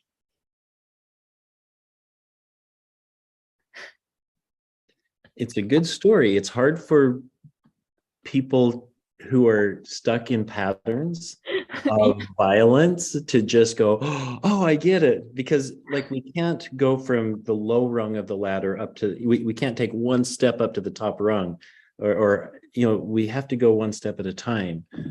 We have to grow through, degrees. But it's so powerful how light. Were you guys talking about Merkaba, I think, in that other video, and that there's a protection, right? There's energy that just as we hold a certain vibration, it kind of seems like nothing can touch you, right? The negative just doesn't come into your experience because you're busy doing positive things. Now you're going to keep growing and seeing the challenges and problems along the way. You're going to keep having challenges, but once you graduate 3rd grade or 5th grade or high school senior or college, you don't go back just because you really liked your teacher in 3rd grade. You can't keep living in 3rd grade. You kind of have to keep moving forward, and as you master the 3rd grade concepts and principles, we don't have to stay there. We kind of need to keep moving. And so as you learn higher light and wisdom, talents, gifts, as you become more responsible, the 3rd grade stuff kind of goes away, I think. Yeah, that's a very good point. I feel this a lot too, and that's why I'm like readjusting the way how I approach my body. When I see pain, I don't see it as something bad. When I see there's some kind of stuckness or negative pattern, I don't see it as bad. I see it, oh, there's another project for me to look at. Let me listen. What's the sound? What is the vibration? Or what story it want to tell me? And usually, sometimes I listen to it, it has some kind of sound tone, and I can almost play a music instrument and finding, oh, what kind of vibration, what kind of instrument they wanted to play together, because they carry a vibration, almost like a different kind of a music box, play out different sound, just want to have someone to listen to vibrate together. So in that way, that part of my body that have pain, that part of my body has stuck pattern, through myself healing that part of me, I heal my lineage, I heal my family. Yeah.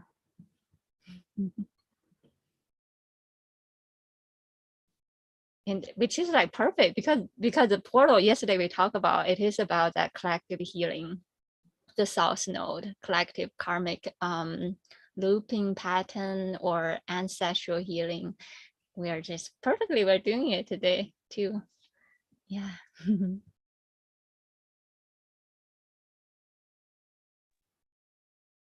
And doing it tomorrow too with my birthday party. I'm just going to say. So Richard, you're invited to attend the very first party that we host, and that's for Daisy. And we have theme. You have to come with you have to dress up. It's the indigenous ancestors. So Wow. yeah, they'll bring any tools, instruments, like watercolors, or bring your food, bring your snacks, bring your drinks, whatever your time zone is. So yeah, just it's a BYO, okay? BYO party. BYO. You want a wine? Bring your wine as well. Bring your beer as well. Oh, welcome. So yeah, we will do journeys. So bring your, if you are coming, we're welcome. We really wanted to see you. And you bring your, is any notepad or pencils, color pencil. Normally we will end everything in with creativities. So yeah. Yeah, I finished my whole portfolio during the short period with all of our events together. All those paintings are all painted during our events, right? And you too, right? Everybody paint. Yeah, everybody paint. Everybody really cool. Whenever you start, when you have that inspiration coming, still listening by your painting, then all that painting that Daisy shows is encoded by everybody's wisdom. Like I burst them almost like in a month, like a whole bunch of them. Daisy, you know what? Thank you for showing that, because tomorrow you're gonna display all of that. You're gonna explain all of that. So we'll receive your medicine too. That's beautiful. Wow. Thank you. It's a collective vibration. Whenever we come together, it's like this. Non-stop creativity. Yeah, non-stop. Just to be aware, non-stop. It's seriously non-stop. We can talk hours. But we have to be aware of the time as well. So yeah. So I get that it is my turn to introduce myself.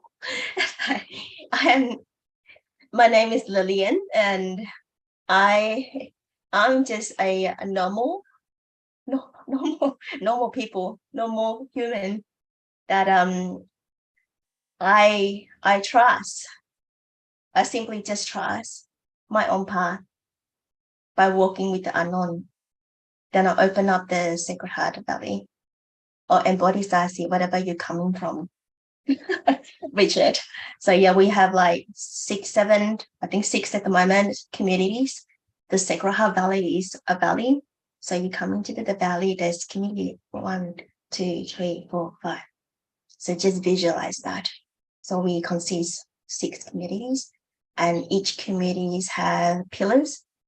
So I call it as conscious leaders. The cow is Gaia's heart temples.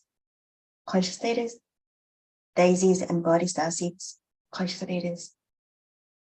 And I am playing around with them. I'm literally a player. I'm always having fun, always co-create. If you have ideas, just tell me today. I don't know what I'm talking about. I'm probably just asking you to introduce yourself. Look at it. Conversation. That's my jam. I just throw the question to you guys, and that's it. My circle is that. Always like that. So yeah. So a little bit about myself.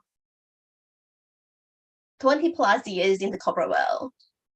As I'm not gonna mention it, how's the corporate world. You all know how it works. And then had spiritual awakening 3 years ago. This year's my 3rd year.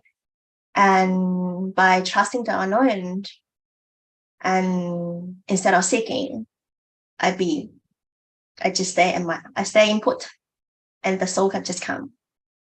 And with the same soul vibration, I can share just here to people that I know. So Daisy and I, we know last year.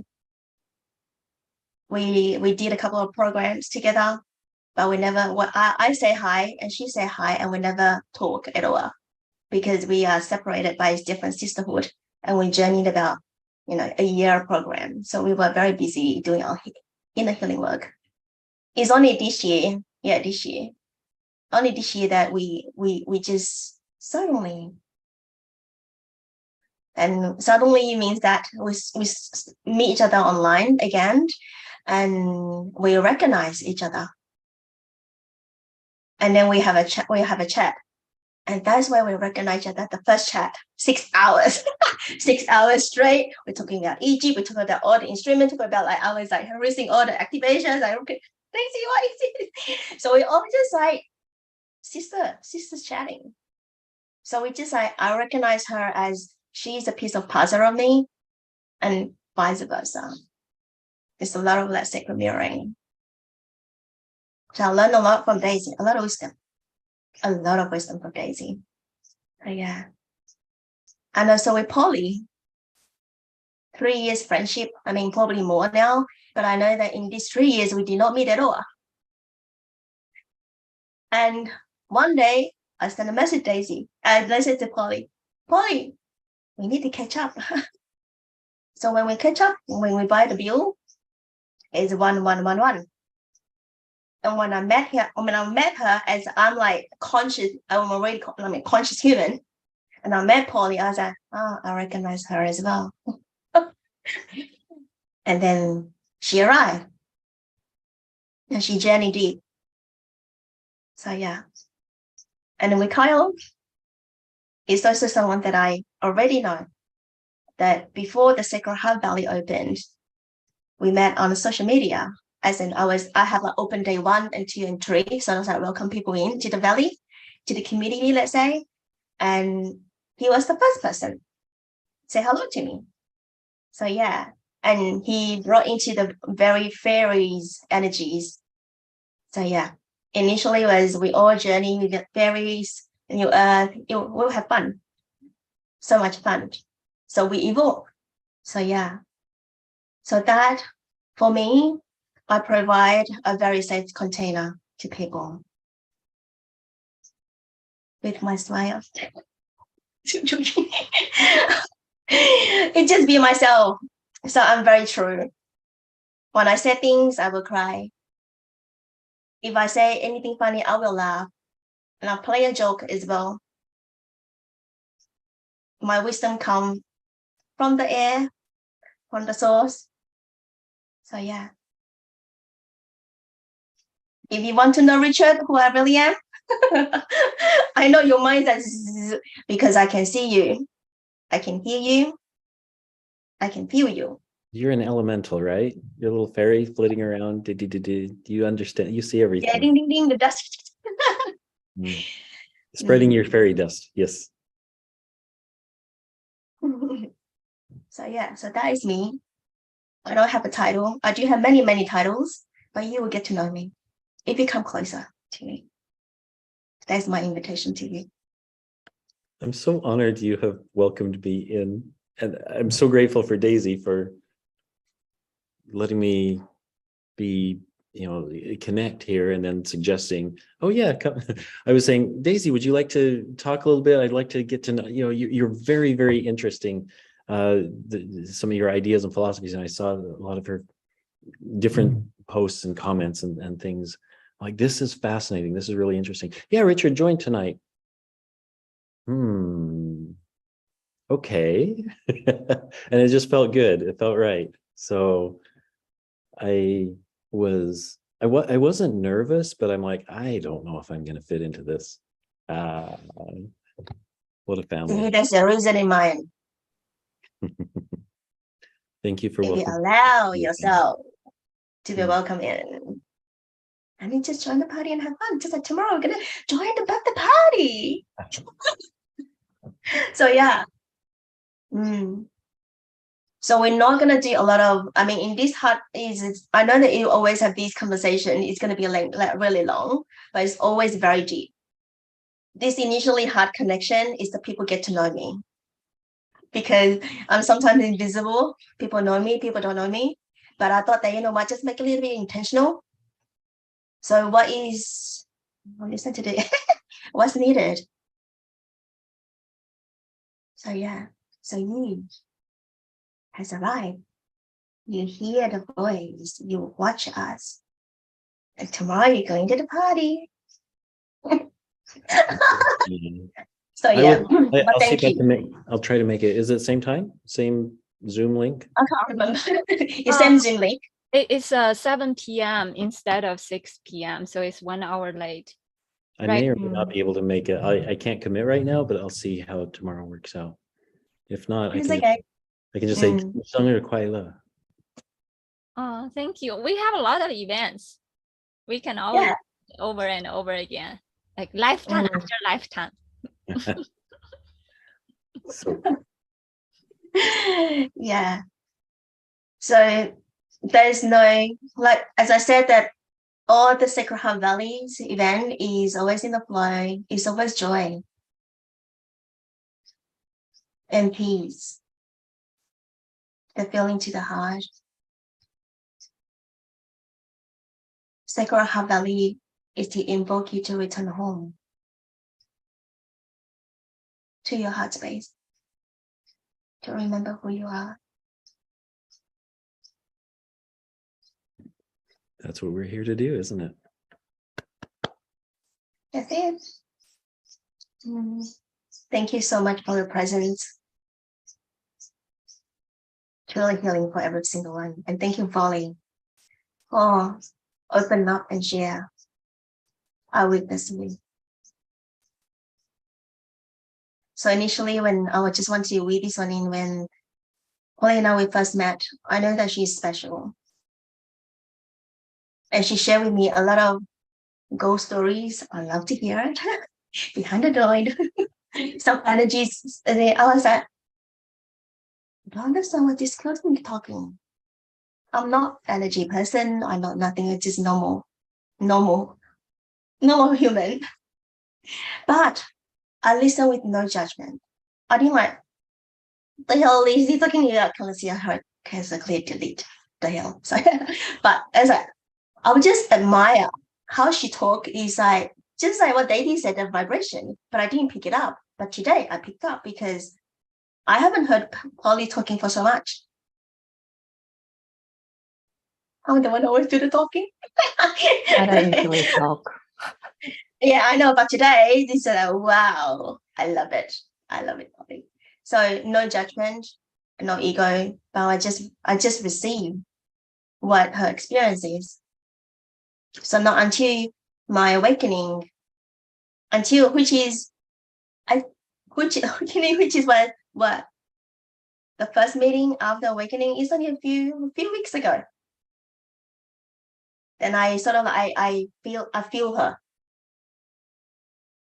So yeah. And then we've seen so many 1 1 1 1 4 4 4 4. Last night we see 2 2 2 2.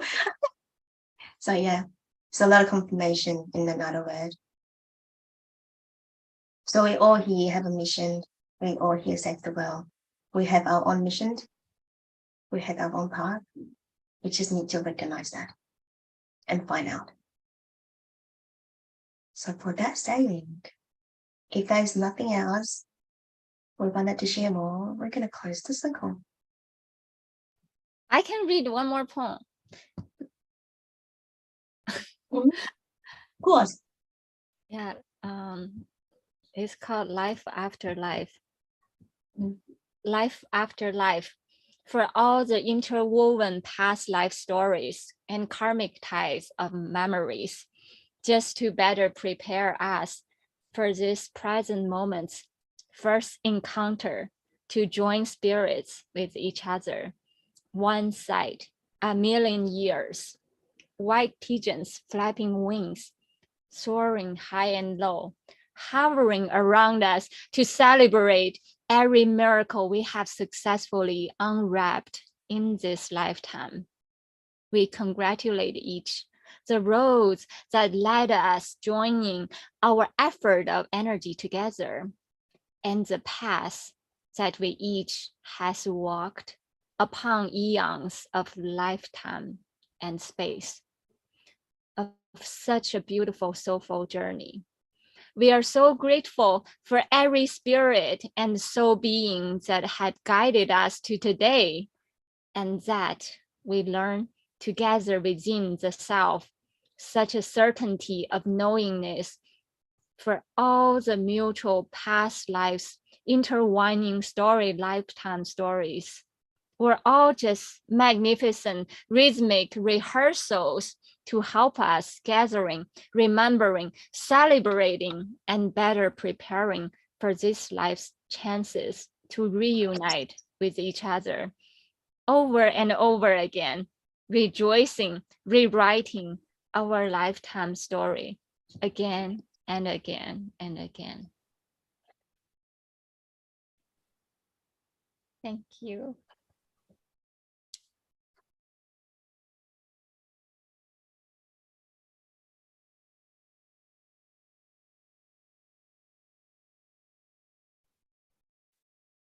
Thank you, Daisy. Thank you I so much. love Daisy's creativity. It's a healing balm. Trust me, it's always a healing balm. But she has to read it. That's for me. So yeah. Thank you. Mm. This Kyle want to close the circle for us? Mhm. Yeah, I would be honored to close the circle.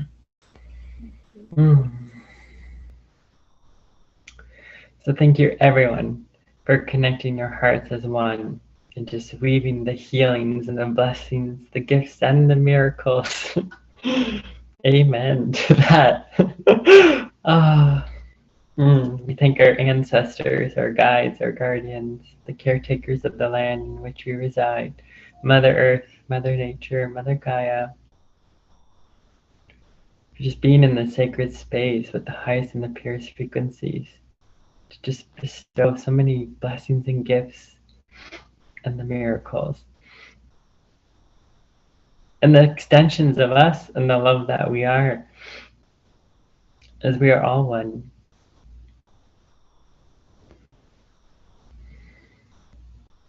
Just remembering that the heart always guides the way, the heart leads the way, the heart always knows.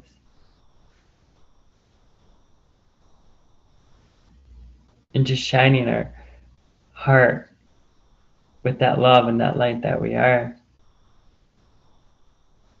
upon the entire world,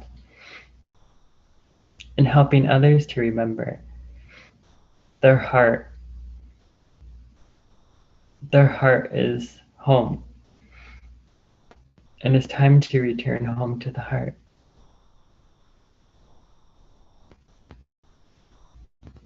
Thank you, thank you, thank you. Blessed be.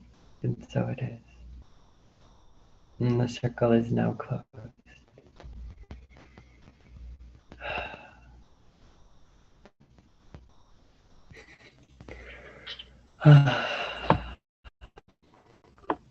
Thank you, guys. Thank you. Thank you.